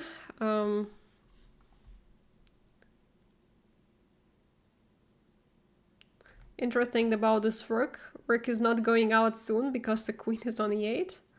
But I think maybe soon black has to develop this queen. Maybe to d7. And okay, then should probably some moment rook come out. I just, see that there is a difference between the bishop, which has been traded. So black traded the bishop from g7, which is actually a pretty good piece. But of course for the weakness on c3. And white actually traded the bishop, which was on e3, yes? So it was not like this fianchetto bishop, which was protecting the king and was very strong. And yeah, black's bishop is currently on a4. I don't know if it's good or bad. Yeah, and with the bishop on g2, it is very powerful, and it forces that knight to sit on a5 currently, which is really not that good. That knight really isn't doing much. So I wonder, I wonder if the rook can come to c7 or something like that. But as you mentioned, the rooks are not currently connected, so perhaps moving the queen out first and then connecting the rooks. Yeah, potentially. Or doubling on that weak c pawn, right? Maybe that's an idea, but we'll see. Yeah, rook c7, rook c8 for sure are the ideas, but first you have to move the queen, as you said. And, exactly what I said about this, bishop being absent there on g7, and immediately queen comes to the h6, and, trying to say you have some weaknesses here. And one of the ideas which currently are in mind for Artemiev are to bring knight all the way to g5 to checkmate black. Of course, Levon is not going to allow that, but it's going to be very nice attack. Yes, and it's interesting to also mention that as you were discussing about the bishop, that because of black's plan earlier, creating an imbalance, right, with the 2 weak isolated pawns, they don't want to play b4. They'll just connect the pawns. Yeah, right? exactly. But that seems to be what needs to be at the same time played in order for that bishop to be of use, because it cannot come out any other way at the moment. Yeah, for now bishop is standing there. I mean, of course there's like some bishop b3, but it's a little bit awkward. I don't know, but as you said, the bishop is not working now, and now black is even putting the pawn on the light squares. I don't really like it, but probably there is no way to protect from knight g5 other than pushing the pawns like this. Well, what about right now though? They played e6, so what happens with knight g5? I don't see a way of defending here. f6 to protect like this, so it's like a typical idea to put your queen on. Okay. Yeah, it's a very typical idea how to defend this, h7 weakness. If you also, of course, have like g6 played, then you put your queen on the 7th rank and then try to play some f6 or f5. Yes. Yeah. Now, I wonder if there's any way to deflect the queen. If knight g5, if White plans on playing that, if there's a way to deflect, but I don't see anything right off the bat. Do you see anything? I was thinking about such ideas like after knight g5, f6. If we could play, you know, bishop d5 later, like to take knight e6. Sorry, oh my god, so many moves being played, and it was so. Let's say f6, knight e6, and let's say if rook was on d1, then queen takes, and there is bishop d5. But okay, it's like it's my dream. It's not really happening, but you know, such thing can happen just because king and queen would be on the same diagonal. But yeah. Yeah, looks like they have other plans here with rook to b4. Rook to b4 is interesting. I'm just wondering if white wants to take the bishop or the knight to sacrifice. I mean, I guess rather the knight. Because, I mean, why would you take the bishop? Or maybe you want to take the bishop. It's very hard to say. Jeebus_M just made 5 amazing viewers Chessborn. Oh, thank you so much for gifting subs. I just heard the notifications. Sorry. Thank you. Oh, I actually almost forgot, you know, with this commenter that we're also streaming on our channels. Right. Oh my god. Yeah, but well, e5. That's a little bit too open. I mean, the king feels too open with such ideas, you know, coming in mind. Of course, not immediately or something, but it's for sure an idea, like knight g5, bishop d5. Yeah. But okay, h5 is also nice. You want to like just open up everything there. I'm just wondering if some queen g7 is a move or just Wow. Chai You were Peace right. made Elaynah Chessborn. Chai Peace gifted a tier 3 sub to Elaynah. They have given 65 okay, gift my subs community in the woke channel. up and actually Elaynah, someone gave you, I mean not someone, but JP's gave you tier 3 sub actually to my channel. Really? Well, thank you for that. I you. appreciate it. So now you have also the tier 3 emotes and everything. Okay. So what is happening now? This queen g7, queen f6 was trying to hunt, you know, our queen also. So it was, I mean, not our queen, but white's queen. I'm just saying our because we are looking from the white side. It's so tough to say, like, it's, Well, a draw. yeah, draw. Okay. Yeah, it was like very interesting, you know, because there was still that attack. So I thought we might Yeah. should stay there for some time, but yeah, apparently it was not so interesting at the end.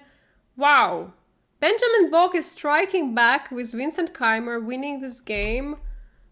Ah, wow, the knight is very powerful, the pawn is about to promote, so yeah, Vincent resigned here, and we are going to see game number 4, because as I said, if Vincent would have won this game, then it's for sure already a victory, but now the score is tied, so 1.5, 1.5. They're going to move to the next game, and probably meanwhile we'll have to check other results. Yeah.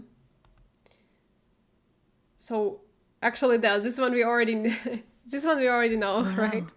Player Yeah. 55328 just made And, 5 amazing viewers Chessborn. Yeah, so Rauf Mamedov managed to eliminate Hikaru. It was, yeah, huge heartbreak. Anish Giri won against Sam Savian. We have Yu Yang-yi eliminating Samuel. And Jeffrey Song beating the David Anton. And they're moving to the loser brackets round 3, which actually is going to start and actually already started. But I think we had absolutely no idea what is happening in the division number 3, and let's maybe try to dive in and see what is happening there. Okay, so what do we have here? We have 3 draws and the 1 game ongoing. Safarli against Grishuk. Yesterday Grishuk had the rest day, remember, like his opponent didn't come to the Yeah. game. So yeah, Okay, they had 3 draws. I don't think we should stay on this game because I feel they might also play like 3 draws also now. Sarana against Paravian, so Sarana won 2.5 against half a point. And maybe about the loser brackets of the Division 3 is that Bortnik won. We just witnessed that game. Bardia beat Matlakov 2-0 actually, pretty convincingly. And yeah, I think we also follow this game. I think Indic managed to draw that winning end game, and he promotes further, while Kartikeyan lost, actually, I want to say won, but he lost to Mikhail Antipov 1.5 to half point. And they're moving to the loser brackets round 5. So I think we go again back, right? Or maybe you would like to take a short break or for like few minutes, like 5 minutes. Or we Yeah, can... let's take a quick break and then come back. Because yesterday I just actually didn't even realize that we didn't take any breaks. So I think it would be good for us like to get some caffeine or some water break. Make some tea. Exactly. That's So we'll be right back with you guys in just a few minutes with continuing watching all the exciting matches in the Division 2 and 3. Be right back. All right. See y'all soon.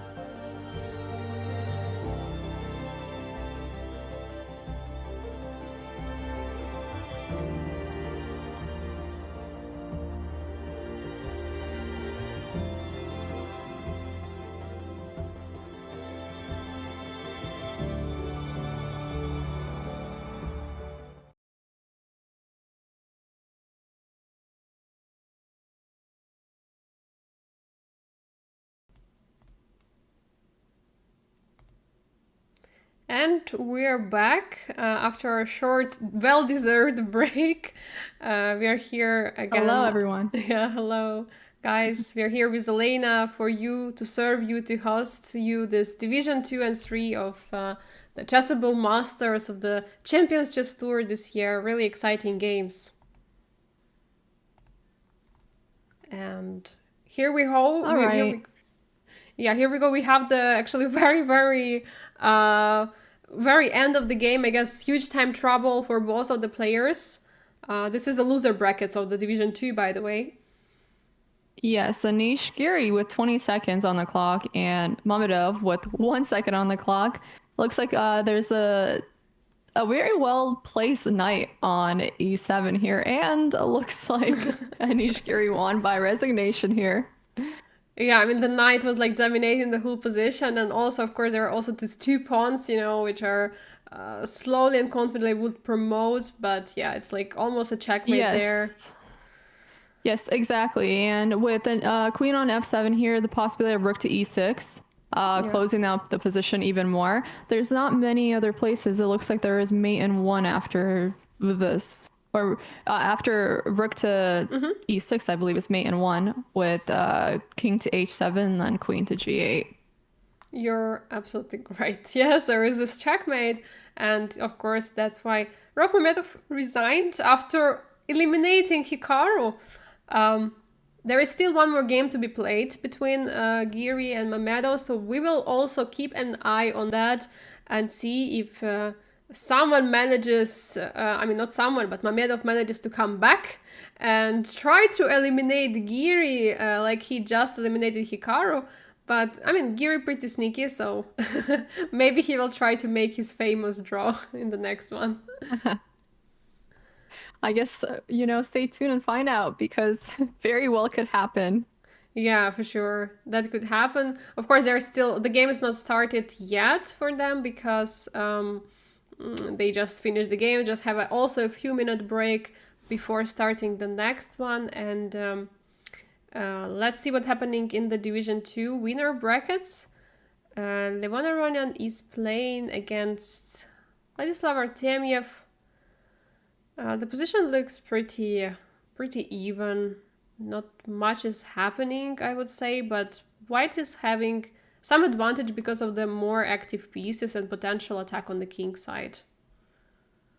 Yeah. Yes, exactly. But it does look very quiet here. The queen on b6 is staring at the b2. So maybe there is something there, but then I guess there's also the possibility of just pushing b3 or rook to b1 here. And of course we have e4 on for white. Maybe there is some sort of push after on e5. Perhaps there's some sort of setup, but I do also not mind something like knight to f5 potentially. Oh, wait, look at that. He played rook d1. D6? He played rook d1, allowing queen b2 and rook d6. Wow. Brilliant move. Rook d6. Can we go back just so I can see what happened again? Of course. Like so basically we're discussing this position. Okay. Yes, and so yeah, what I'm seeing here with rook to d1 and then queen takes b2, rook takes d6 here, which it's like a trade-off for a I mean, you have that b pawn, right? But then you have that d pawn, which is falling, but then the bishop is hanging on d2 here. So what do you think white is trying to do with rook to d6 here? I think the idea is that the knight is protecting the bishop, and after rook d6 there is always the idea to play b5, so that's one of the moves which comes to my mind. But the other one is actually sacrificing the rook, but not for the bishop, but for this knight, obviously, in order to take queen takes and create a very dangerous mating attack. Yeah, I was taking a look at that first too. I actually didn't really see e5 right away, but I was looking at rook takes knight on f6 here, and then queen takes, opening up the king completely and bringing that knight to f5, right, as you were mentioning just now. And it's not certain how black could easily defend here, because it does create this huge huge weakness and imbalance on the king side. Yeah, and that's actually what happened. You know, Queen C2 was played, and here Rook takes F6. Brilliant. Another brilliant move. Another Wow. brilliant, one after another. 2 in a row, consecutive brilliancies from white. Yeah. You know, I think whenever like we are, you know, mortal play chess players, like when we are playing some games and like once in, I don't know, 100 or 1000 games, we have this brilliancy. We're like, oh my God, I played this brilliancy. And you know, for top players, it's like on the daily basis, every single game, there is 1, 2, 3, 5 brilliancies per game. Yeah, that's really amazing. Right, I definitely noticed that too. A lot of our games we've been reviewing have a ton of brilliancies. Not something you see very often.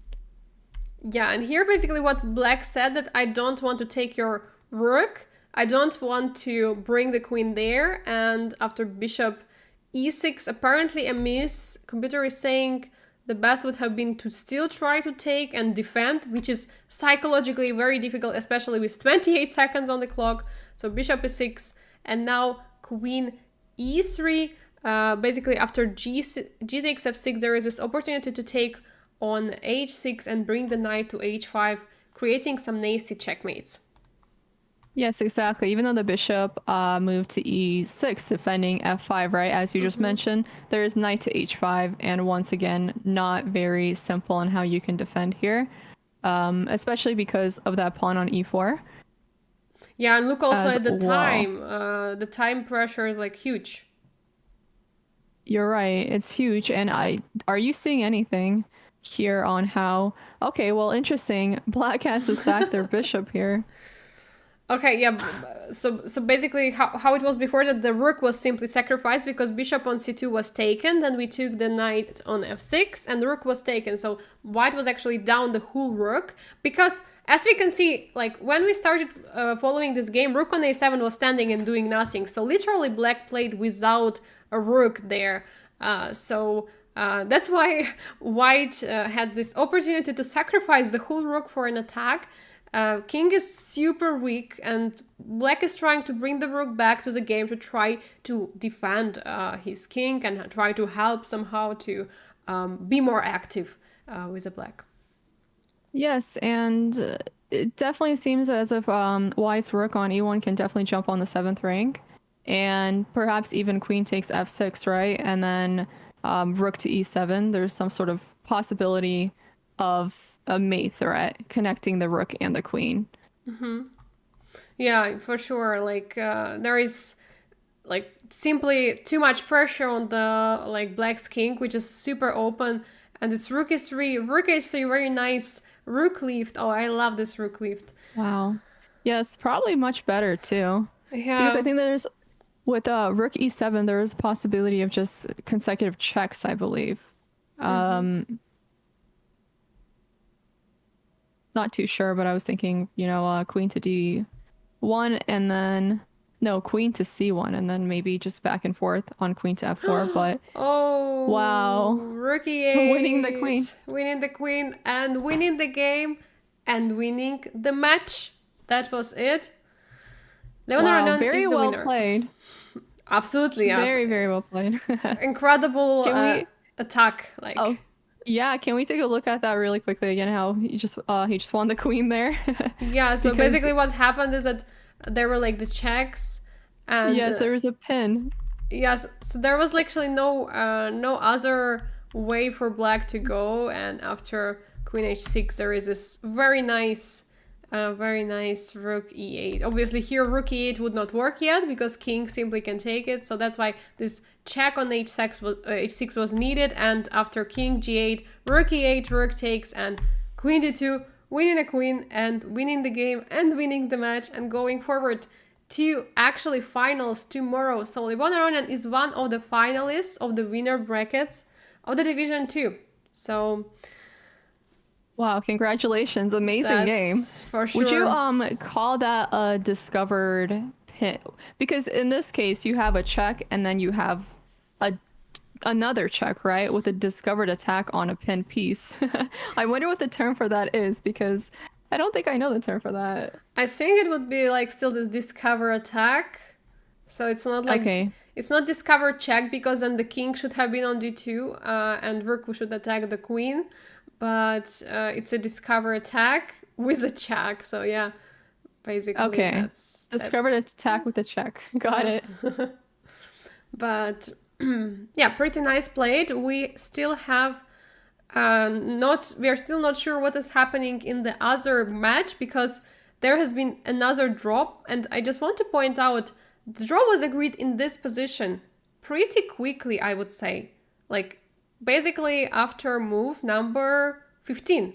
There was a threefold repetition. I would like to show you guys. Bishop f4, bishop here, knight e5, knight h4, bishop d2, knight h6, bishop f4, knight h5, bishop d2, knight f6, and again, threefold repetition, and it's a draw. And that means we're going to see Armageddon game. Wow, they were not budging. Yes.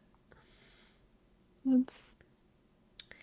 And before the games are about to kick off, we have information already about the bidding, because already some time passed since they played this draw, because it was very, very early played. You see, opponents had like 9 minutes. Okay, I don't know why was there like 4 minutes on the clock for white, but basically Keimer bid 7 minutes and 29 seconds, and Bock bid 6 minutes and 55 seconds, and he takes the black. So we will have the match Vincent Keimer with white, who has to try to win against Benjamin Bock with black, with only almost 7 minutes on the clock, and with a draw odds as a black in the Armageddon.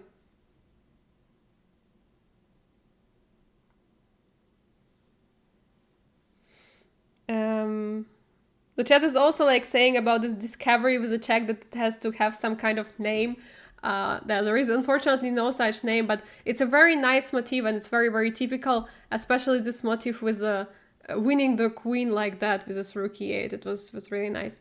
I think, we might let the game run for just a couple of minutes, because I think the player's still not starting the game. I would say we just look around if there is something else happening on the other boards, and return back just in a couple of minutes to the matchup Keimer against Bock.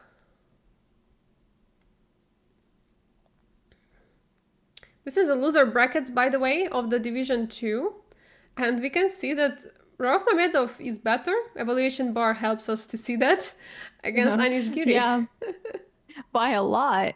Now we need to figure out why he is very much better here.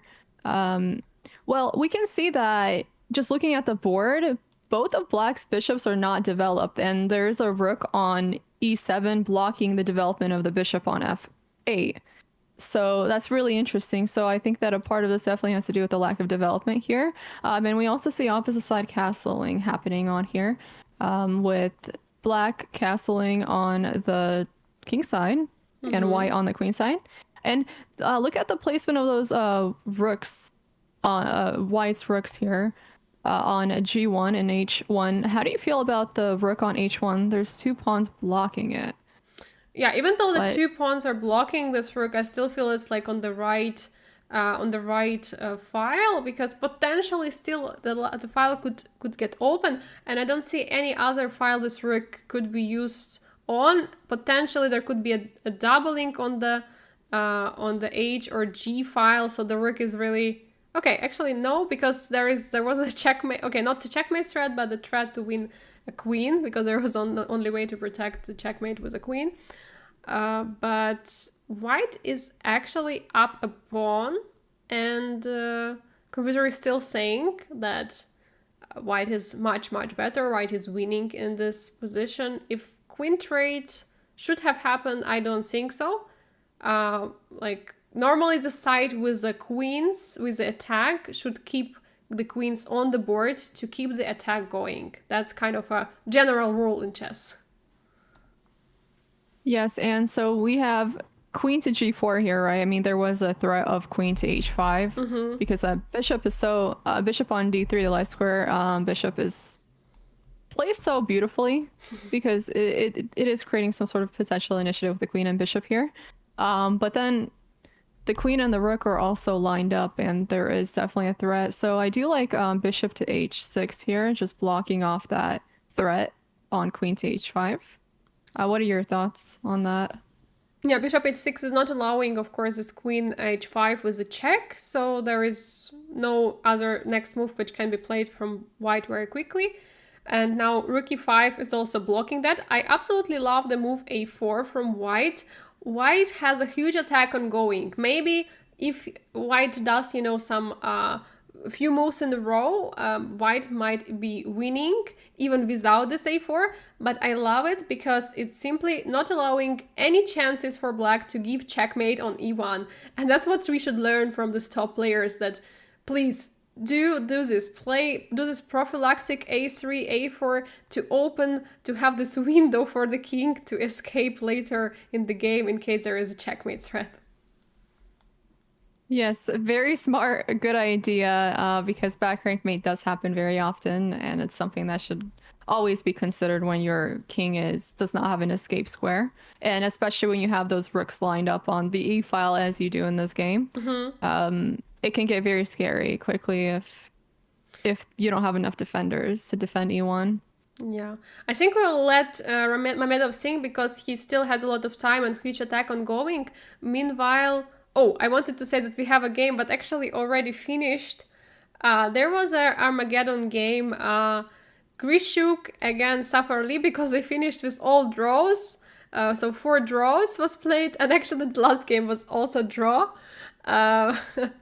So, okay, pretty funny. I thought that there is still an action being played there, but no, there is no action. And Grishuk is moving forward to the finals of the Division 3. And who is going to play him? It's going to be Sarana. He already won the match. We checked it earlier. So we're going to see the finals of the Division 3 tomorrow of the winner brackets. It's going to be Sarana playing against Grishuk.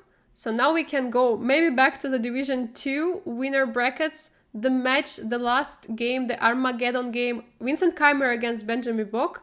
And let's see who is going to promote to the finals for tomorrow. How exciting. Yeah. Promoting to the finals. This is going to be interesting. Okay. So what's going on in this position? Yeah, just some short reminder about the previous game. We just looked at Grishuk against Safarli. Safarli beat 9 minutes and 30 seconds, so he badly wanted to play with white pieces. It's a little bit strange, to be honest, considering, the 4 draws they played. Normally, if you see, some tendons, some tendons in the game, like if you, for example, draw so much, you would prefer, for example, playing black and draw the next game. But Safarli wanted to win, maybe with this 9 minutes 30 seconds beat, and Grishuk beat 8 minutes, so he didn't lose so much time, only 2 minutes less. And obviously it was a draw, we just seen it, and Grishuk is going forward while Safarli is going to the loser brackets. And okay, now returning to this position. Queen e7. Apparently it's a great move. Protecting the pawn. Yes, Queen e7. Probably that was the only way to protect the pawn, I don't know. Okay, so c4 attacking the knight on d5, and still the bishop on g7 is hanging, with rook possibly being able to take. So the question now is black going to sacrifice their knight and take the bishop, or are they going to move their knight? Yeah, I'm curious. That's a huge question. It's pretty difficult here because rook takes, pawn takes. What is going to be played here? Because if pawn takes here, then the king is a little bit open, and I think you should, as fast as possible, long castle. But that bishop h7 move, it was very committing. Once you take, this bishop g7, you're opening this file against your king. I mean, I think it's pretty dangerous, and it takes a lot of courage, to take that pawn. I myself would be a little bit scared. Welcome, to Chester do it. Jollivan, 35 awesome viewers. Yeah, Yeah. I mean, Do you think that maybe it's because black is also betting on opening up the e file, attacking the queen, like a counter attack, right? Especially with the lineup of the queen on e7 and the king on e8, right? So something like knight to g5, maybe, or not even knight to g5, maybe because I guess the rook can be traded off, but I don't know if black would want to trade off the rook for the 2 knights, because that rook is very powerful, sitting on that g file. Potential mates on g2, right, are possible here. I think you have to be careful with staking, because you should always calculate if there is any rook e1. Yeah, so that's really really important.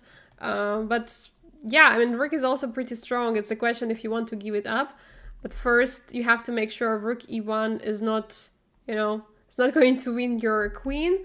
I mean, knight g5 was probably possible, but knight g3 actually creates an extra threat to go to f5 and fork. So that's why I think that knight to g3 was better than knight g5, because from g5 there were not so many, moves, because pawns are protected. But knight g3 has so many threats, and that's why bishop takes, pawn takes, and actually king f8, surprising move to me. Rook e1, queen d6, rook c1, and knight b4. That's pretty interesting. Okay, perhaps king f8 maybe is not the worst here, just because the rook is sitting on g7. But it would have been nice to be able to connect the rooks on g7 and g8, right? But at least this way, because the rook is on g7, there isn't this whole, rooks not being able to connect on the 8 rank going on. What's your opinion on that? I mean, that's kind of a thing. How are you going to connect those rooks? Probably you have to play like king g8, king h8, and then bring your rook, losing this valuable time. That's why the question was that if long castle was possible, probably also the problem could be that the position on the queen side is pretty open, and Benjamin was slightly worried for his king castling to the long side, and I could definitely understand that. So and actually about this g file, earlier we were saying, oh yeah, g file has got opened, looks pretty great for black because there could be some attack, but currently there are 2 pawns, they're doubled, and I don't see way to attack the white's king on g1 in the near future. So yeah. That's very true. So when the knight was taken on g3, it actually helped white out, because g2 was looking very scary, and now it's defended well. G3 is defended very well by f2, right? So it's a really interesting position. Another thing to point out is how open this board also is. There's almost no pawns left, right? A lot of the pawns are gone. So I don't know if we've seen such an open position yet before so far in these games, but this is insane. Look, you have those rooks covering the C and E files, and then potential threat with a d4 being taken. Okay, well, d4 was just taken just now, but yeah, this is looking very interesting. d4 was taken, knight to b4 took that pawn, rook to f5, there are threats all over the board. But what started with an attack on the king side is actually a question if there is not gonna be some attack. Wait a second, what about knight e6? Wait. Yeah, I was looking at that for a while, and I'm like, that loses the queen. Oh my It's god, another discovered attack. Yeah. Oh, and it was possible before. Yeah, it was possible before too. I believe after the knight took d4. But I think rook g5 came after that. But yeah, this is once again a little difficult to play. This is incredible. Because it also loses the knight. Do you see it loses the knight on b4? Because if queen takes here, right? And then rook takes e6, pawn takes f6, right? And then queen d6 check, winning the knight on b4. Yeah, absolutely. That's the line, and that's why this is losing. This is going to be lost by black. Benjamin Bock is trying maybe to find something. Maybe he's calculating king is 7, protecting the king, but it's not going to work. No, like king is 7, you can at least take the rook, right? So that's like it's not gonna work. But okay, he's spending all his time because it's about going to the finals of the winner brackets.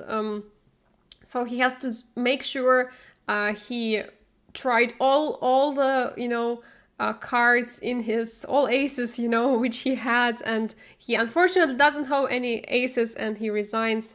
Vincent Keimer is the winner of the semi-finals, this match against Benjamin Bock, and he's going to play in the finals against Levon Aronian. Big match tomorrow. Wow. Another beautiful game. I just want to put that out there with this very nice discovered attack tactic. 2 games in a row that we just looked at, winning the queen. Absolutely, lots of actions today, lots of blunders today. This is really exciting, and yeah, I love it. When the top grandmaster blunders such things, and it's not like bullets or blitz. It's already rapid, more serious. And he had like more than 1 minute on the clock, and he blundered this 96. I actually feel very good. I feel good when Hikaru blunders made in one. It makes me believe that that I am also not so bad in chess. Oh my god. Okay, so that's all for the winner brackets of the Division 2 and 3. So we have the players who are going to play tomorrow the finals. So let's jump in, and we have actually the Armageddon game in the loser brackets round 5. And it is between Alexander Bordnik and Alexander Indich. Interesting information is that the bidding was, I mean, it's getting higher and higher somehow. It's either very low, like with 6 and 7 minutes, or it's getting so high. Bordnik bid in here, in this match, 10 minutes. So he wanted to lose. He wanted to play white, sorry. And Indich beat 9 minutes, so pretty high beats. Both players, I think, were... Bordnik wanted for sure to have white, and Indich was not against it because he beat so high. But with this huge attack on the king side, I feel like Bordnik did a good choice beating the 10 minutes. Yes, I'm thinking of ways that black can defend properly here, but it's looking a little bit scary. With the knight on f5, queen on h5. Possible play with the, pawn on g5 as well, so very far push pawn at this point too. So I wonder what's possible. Maybe a rook lift. Yeah, I just was about to say h3. Rook lift to h3. Yeah. It's a very nice move, very simple but efficient. Okay, taking the bishop first here. Maybe he wants to take here, check, and now rook... okay, oh, wow. Okay. Oh, nice. Very nice. There is a checkmate threat, so you have most likely to take here on g6, and basically at some moment rook is going to come. Yes. The problem is that bishop was so passive there. The queen side of black is so incredibly passive that it allowed Bordnik, to bring, even sacrificing the piece, the what was that, the knight, and he managed to create this. Okay, like now there is almost no way to protect the king. Like that's going to be it. I think the only question is like you put the rook on f1 or e1. Okay, actually he checks again. Well, I think maybe did he have to check because if he brought the rook in first, can the queen try to offer a trade? Maybe maybe there was the problem with some queen g8 earlier, and now there is not a problem. Now queen is not offering a trade. You are right, absolutely. So that was very precise. This queen h6, first check, and then bring in the rook. Now basically rook can go wherever it wants and help the queen give a checkmate. The rook and the bishop are smoking in the corner, doing nothing, and poor queen cannot deal with the attacks against the king. It's very unfortunate. And all started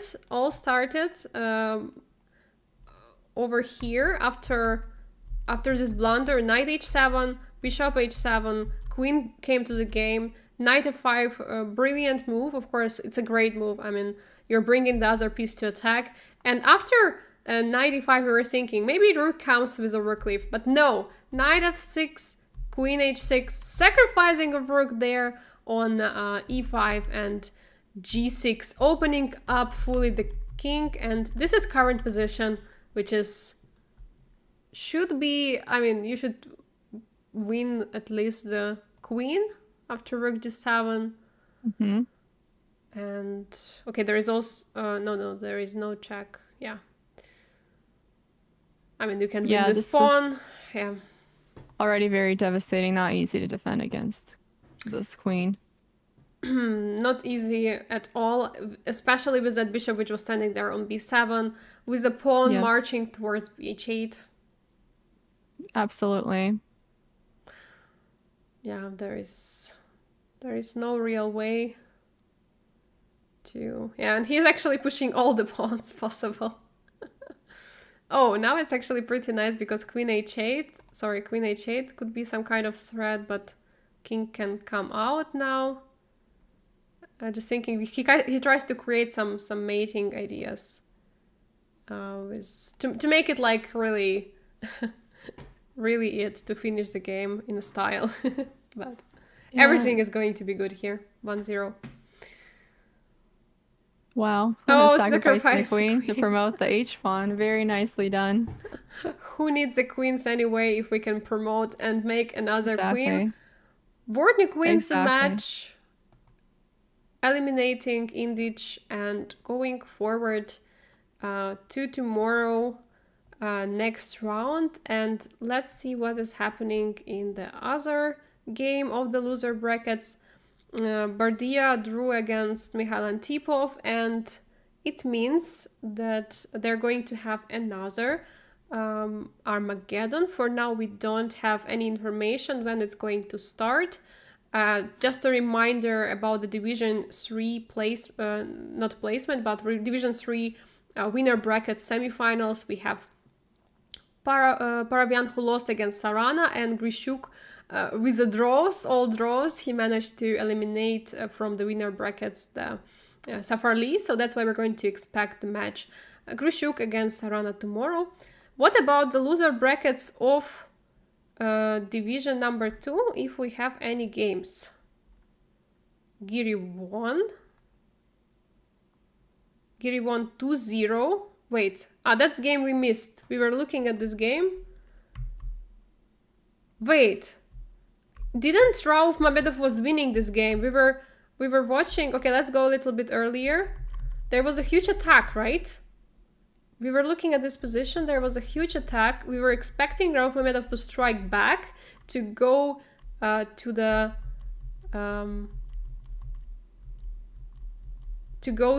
Armageddon game. I was almost sure there'll be another Armageddon game. Wait, what? Wow. King b2? Wow. The queen! The queen gets trapped. The queen got trapped in the middle of the Oh board. no. We got a third queen trap this time. It's not a discovered check attack, but it's interesting. Yeah, and that's over. Because he had to give up. He had to give up the bishop. The rook, and yeah, that's game over. Incredible, in Wow. absolutely like crushing attack with king being in absolute safety, having all kind of threats against the king. He just forgot about his queen on c7. Yeah, that happens to us, right, Elaynah? many times. Bottas gambit, yeah. Yes, it's all gambits a plan, right? When you lose your queen in the middle of the game. Meanwhile, Yu Yang-yi eliminated Jeffrey Song, and we're going to see tomorrow already the other matches of the loser brackets, because some other players are going to come down to play from the winner brackets to Anish and to Yu Yang-yi. So looking forward to that. I think that we have all the games covered in the second division. And I think the only thing which is left is actually this match here, which we're saying we will get Armageddon game most likely very soon. And for now, I don't see where is the new game. I think we just have to wait a couple of minutes and chill with the chat. Oh, the game Yes, is of course. about to start actually. Oh, already. Okay, yes. That was a fast few minutes. Yes, but I think like just the board being prepared for the players, and they're still drinking some water and preparing. Yes, you reminded me I have to drink some water too. And everyone should also drink water, guys. It's a reminder for everyone to drink water, because it's very important to drink water, and try to drink at least like 1.5 liter per day. It's actually very difficult for me, because I'm always like forgetting to drink water, but Can you tell us how many cups that is? I cannot really say how many cups. 5 liters? I How usually many cups is that? Yeah, I usually have like the small bottle, 1/2 liter, and then I'm just drinking it like this. But it's very interesting that during the chess game, I drink so much and I go to the bathroom so many times, but but in real life it's not really like this. Uh, okay, we have the first moves here on the board. About actually the drinks, I think it's actually pretty interesting topic, generally what people are drinking during the chess game. Okay, water is pretty standard, many players drinking water, but I've seen also players who are not drinking water at all. I've seen like some top tournaments that players are just drinking some, soft drinks, like some cola, some Sprite, Fanta, or something like this. I was about to say a Coke during a serious game sounds amazing. I would drink a Coke. Water is too boring when you're playing an intense game, right? Yeah, I'm pretty boring then. I always drink water, to be honest. I don't even drink, like, I don't drink coffee generally. So very rarely I can drink coffee. I know that, in the morning when you come to the round, there are so many players drinking coffee to wake up for the game at 9 a.m. But yeah, I'm trying to wake up. After partying hard throughout the night until 3 a.m. Absolutely. Yeah. And then coming tired to the game. Exactly. Hungover. No, I'm kidding. Maybe sometimes. Yeah, but I think, what I'm trying to do, how to wake up myself just from playing blunders on the board and being like shocked, oh my god, I blundered, and then I'm already awake. I don't need coffee. I just have Absolutely. my blunders. And Bishop asked, Coke with a straw? Yes, Coke with a straw. You gotta drink soda with a straw. So do you so you played OTB tournaments, obviously, and you played normally with the Coke during the matches, so you didn't drink water? Or... Oh, no, I didn't play with Coke. I drink water, but I had coffee with me. So I had to stay hydrated. So you were trying to keep it cool, basically, and oh my god, my phone just said to me, wait, the Siri is talking to me now, because I said something, and probably Siri saw that I'm talking to her, and she said, uh-huh. Oh my god. She's like, Coke. Coffee is key. Yeah, no, coffee's amazing, but... No, but actually funny story about this Siri, when I was recording the course for Chessable, and I had my phone near me, and usually I switch off the phone so that no one calls me, no one distracts me, and I'm recording, I'm talking about the position, what is this, what is that. As a reminder, in my chat you can type !course 1d4 for ambitious chess improvers as a course on Chessable. Currently there is no sale, but I hope soon there will be a sale, and we're working on the black repertoire as well now. So I was recording this course, and in one position I was saying A3. So I was not saying hey Siri, but I was saying A3, and probably I pronounced it not so well. Okay, now again. She's talking to me now because A3. I mean, because it kind of does sound like Hi Siri a little bit. Can you say that? Exactly. Can you say A3 again? Oh, the way you say it, I think it's like a slight. There's a slight S in there, I think, or it sounds like a slight pronunciation of S, and I think it thinks Hi Siri. yeah, I'm not real native like English speaker, so that's why of course I can sound some I can do some mistake in pronunciation, and that's why and I was saying this move, and after that I was saying some line, and I was explaining like for 2 minutes, just talking non-stop, and of course all this time Siri is listening to it, so Siri was not responding yet, and once I did a pause, to say something else, out of nowhere, like very loud voice, Siri is saying to me, in order to do that, you have to switch off the airplane mode. And I was completely shocked because it was so loud. And of course, I had airplane mode switched on so that no one can bother me during recording, but I had no idea Siri would bother me during the recording of the course. And just ruin your recording? That's so unfortunate. But it scared me so much. So yeah. Just now it happened again.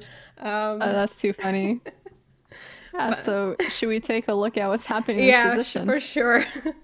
So maybe just briefly going back. I mean, still they're having like 10, not actually 10 minutes, but around 8-7 minutes.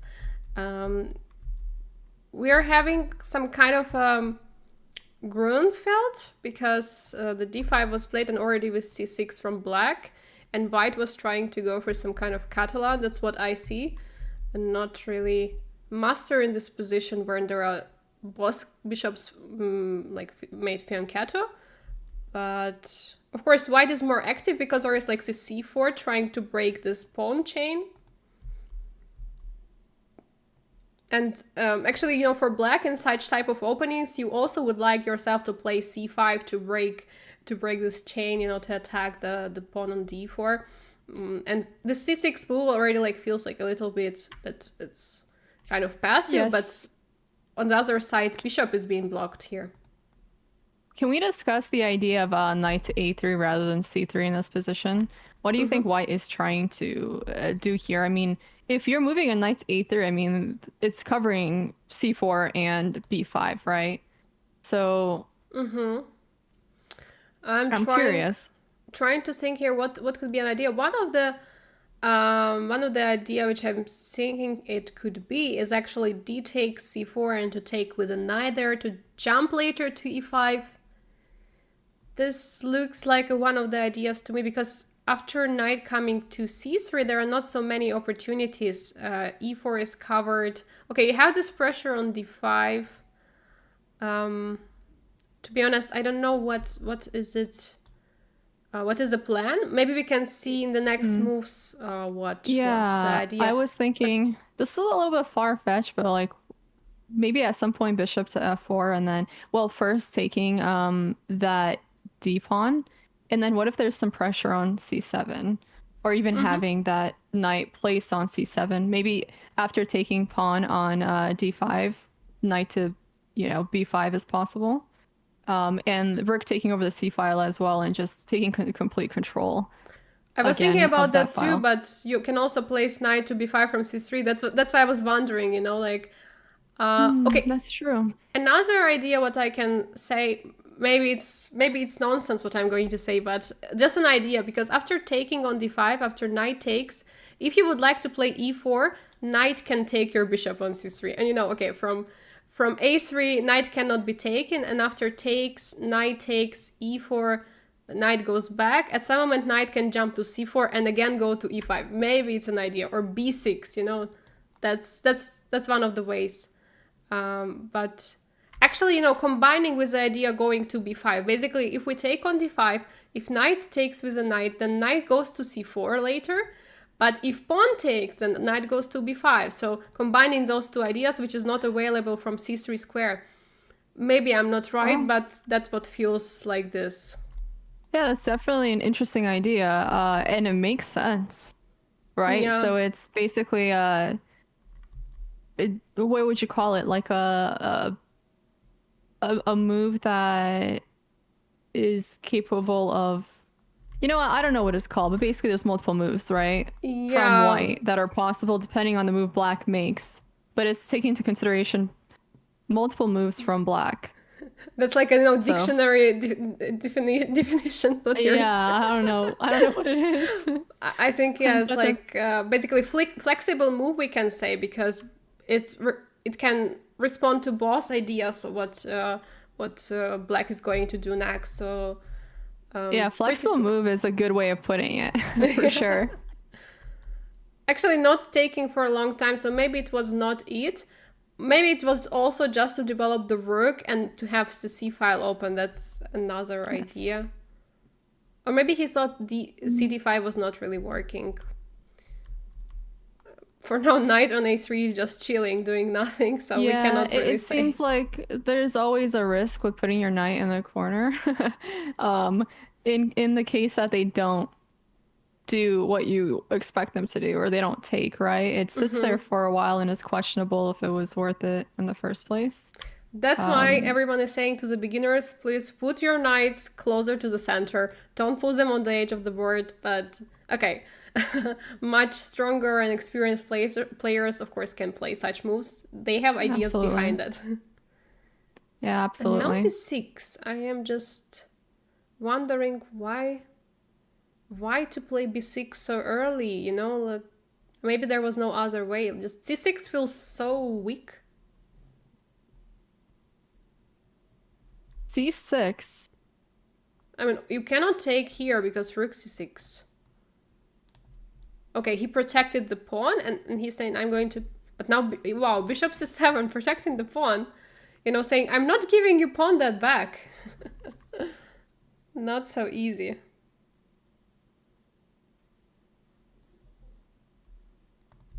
Rook c8, apparently great move. h4. Trying to win that pawn back. Why is not Okay. possible to take here? Maybe knight c5, but Yeah, I was thinking the possibility of knight c5, but it is a very strong square for the knight. And yeah, also bishop I is mean, very bad then. yeah, I think the idea is that after rook a6, wait, but after rook a6 there is still knight c5. It's a little bit confusing to me. Because then everything attacked somehow. So rook a6 was played and bishop f1. What is wrong with knight c5? Like, how do you take? Because I felt like if you take with a knight, there is pawn taken and protecting this pawn. Computer is saying, let's ask him. Knight takes c5. dc is the best move for black. So maybe it was not so precise. Maybe knight had to take. Actually, now its computer is saying knight had to take on b6. So that was the best move. This was a little bit not precise, but bishop f1 he didn't play this knight c5. And now again, evaluation bar says that around equal here. Rook b6, rook c2. So there was this opportunity for this knight c5. Really strong move. So yeah. Okay, wow. Do you see that? You know, 6th rank full of pawns. That's looks cool. Yes. Yes. But yeah, so knight to c5 definitely a good move. Okay, so now white is pushing their kingside pawn, so we have g4 being played here. Yeah, maybe just to block the pawns. Just. But what's maybe the possibility of f4? What is the name Eventually. of this pawn structure, Elaynah? Oh, we went through it the other day. I think you guys called it. I heard vest, but I think it was something different. Yeah. Best, it but was best top. So basically, yeah. vest top. Yeah, vest. So there's another name for it, right? For this pawn structure, besides vest top. Bathtub. Is that Yeah. what some people are calling it, a yeah, bathtub? exactly, yeah, bathtub. So yeah, it just looks like this, and I mean, it's not, it's not the like official, you know, chess dictionary name of the structure. It just someone came up with probably while streaming, or I don't know, and then it just came like, or commentating, and just came like this in the, and then people are calling it. And black is always ready to push one of the spawns. Maybe that's why it's advantage of it, but okay, so many trades happen. Let's go closer to the current position because so many moves have been made. We're behind. Wow, 2 extra pawns. 2 extra pawns for white and 2 knights against bishop and the knight, with the black having, you know, draw enough to win the match. It looks like these pawns should be keep on pushing and becoming some danger. Actually, black is very low on time, and let's remind that this is Armageddon game, and there is no increment here. Yes, and it seems as if white can just push those king pawns on the king side as well. But you know, there's the G pawn is a pass pawn, and then you have 2 pass pawns, the A and the B pawn here. And so you have 2 connected pawns on each side of the board, which are pass pawns. How do you easily stop that? No way. Exactly. I mean, unless you have yourself some, you know, for example, there would be like d4, c3, protected passers, but otherwise there is simply no way, because both sides, the pawns are going just to be pushed. There is a term in chess, you know, like pants. So you're being pushed like a pant. So from one side, one slowly, then another side slowly comes, and simply there are just 3 pieces for black: knight, bishop, and the king, and it's not easy for all of them to take care of these 4 pawns, while king of white pretty perfectly blocks the pawn on d4, and I think very soon it even can take it. And once again, you know, the knight can block that d4 pawn. Yeah. And if they wanted to, could really just stay there as well. And then, as you mentioned, the whole idea of the pans, the trousers, just pushing one pawn at a time, and then the other, right? If pawn's being attacked, or you know, the king is focusing on the other pawn. So yeah, it's just a complete disaster, crushing position. Yes. Yeah, that's why black resigned here. We have a victory for Bardia Deneshwar. He won the game, won the match.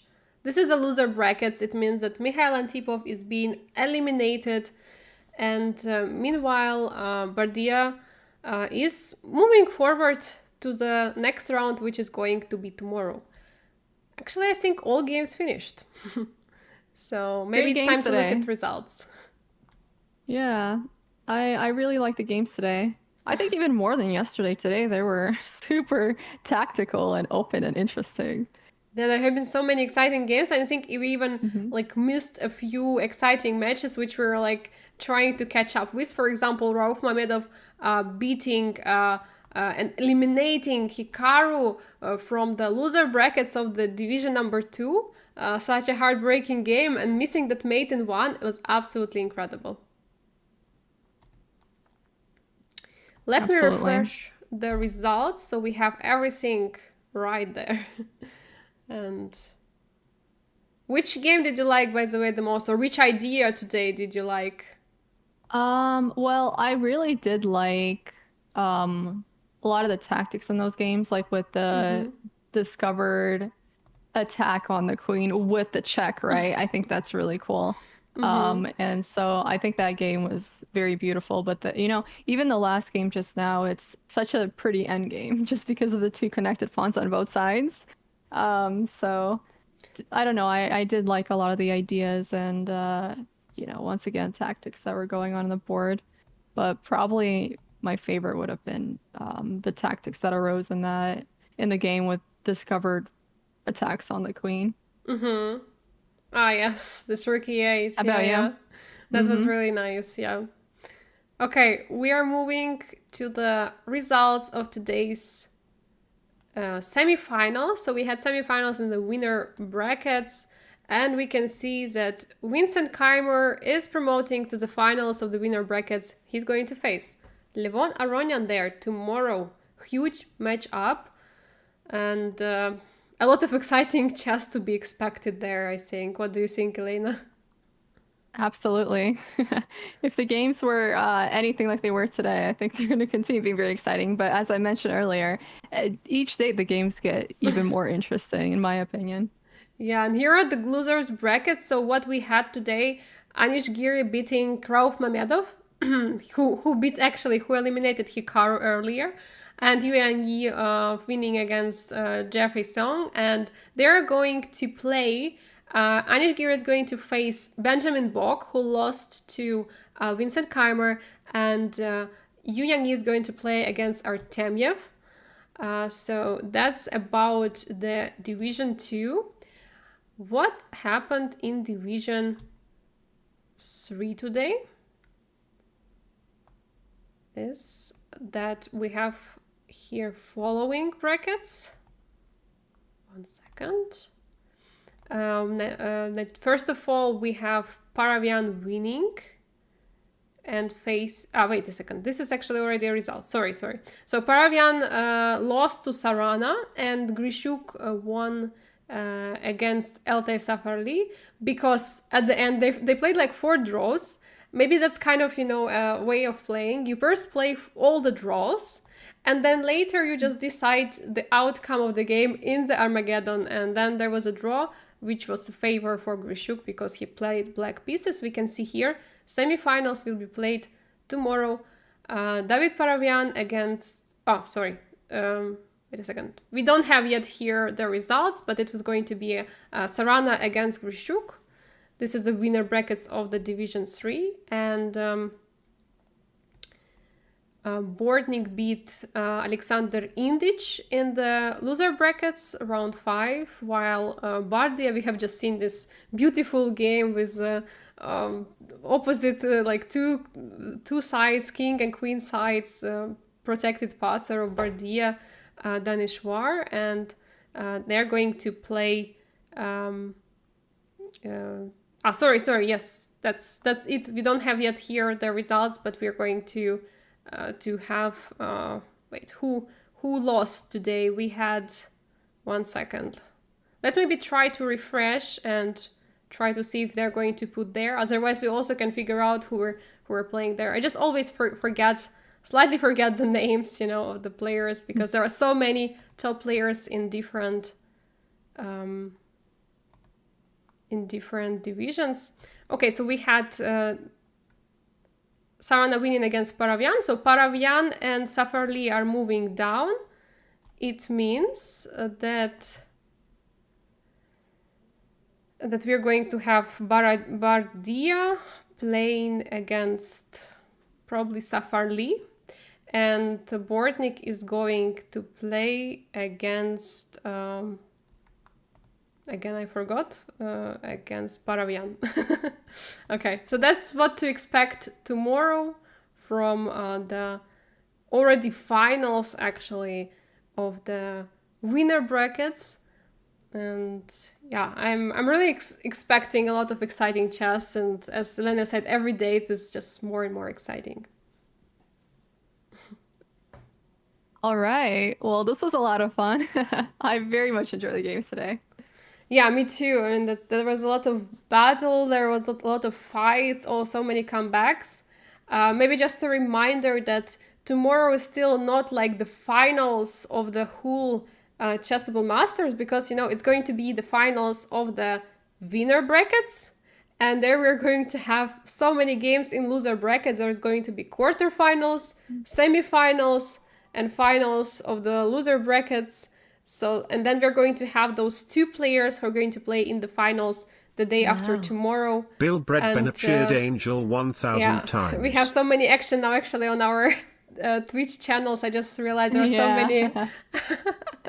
so many notifications on our... I think it's really nice. It's been also so many more people chatting today and watching the games with us. It was really exciting, I think. Yes, I agree with you. And you said you're going to stream after this, right? Yeah, so we're going to finish the stream now, obviously, for all the channels because it's all connected, and then I'm going to just go live, just myself, just for a short stream. So if anyone would like to stay here, you can stay or go to the Angelika Chessborn Twitch channel, and I think Elaynah might stream in the evening, so later catch up with Elaynah. I will be streaming later in the evening. I have to go grab lunch first because I have not Yeah. ate yet. So, gotta get that done. It's still pretty early for me. So, Exactly. I will see all of you in the evening. And for now, we'll go ahead and give Angelica a raid so you guys can go and hang out with her while I'm having Exactly. some food. Exactly. So see you in a few moments on my channel, guys, and also we'll see each other with Elaynah tomorrow for another day of Yes. this nice Champions Chess Tour, Chessable Masters, exciting chess. Yes, the last day for the event one Yeah, of absolutely. commentating. Yeah, it's Exactly. going to be exciting. So be All here right. tomorrow at 5 p.m. Central European Time and 11 a.m. Eastern Time. We'll see you together tomorrow with Elaynah as always. So see you tomorrow, guys. All right, take care, everyone. Bye.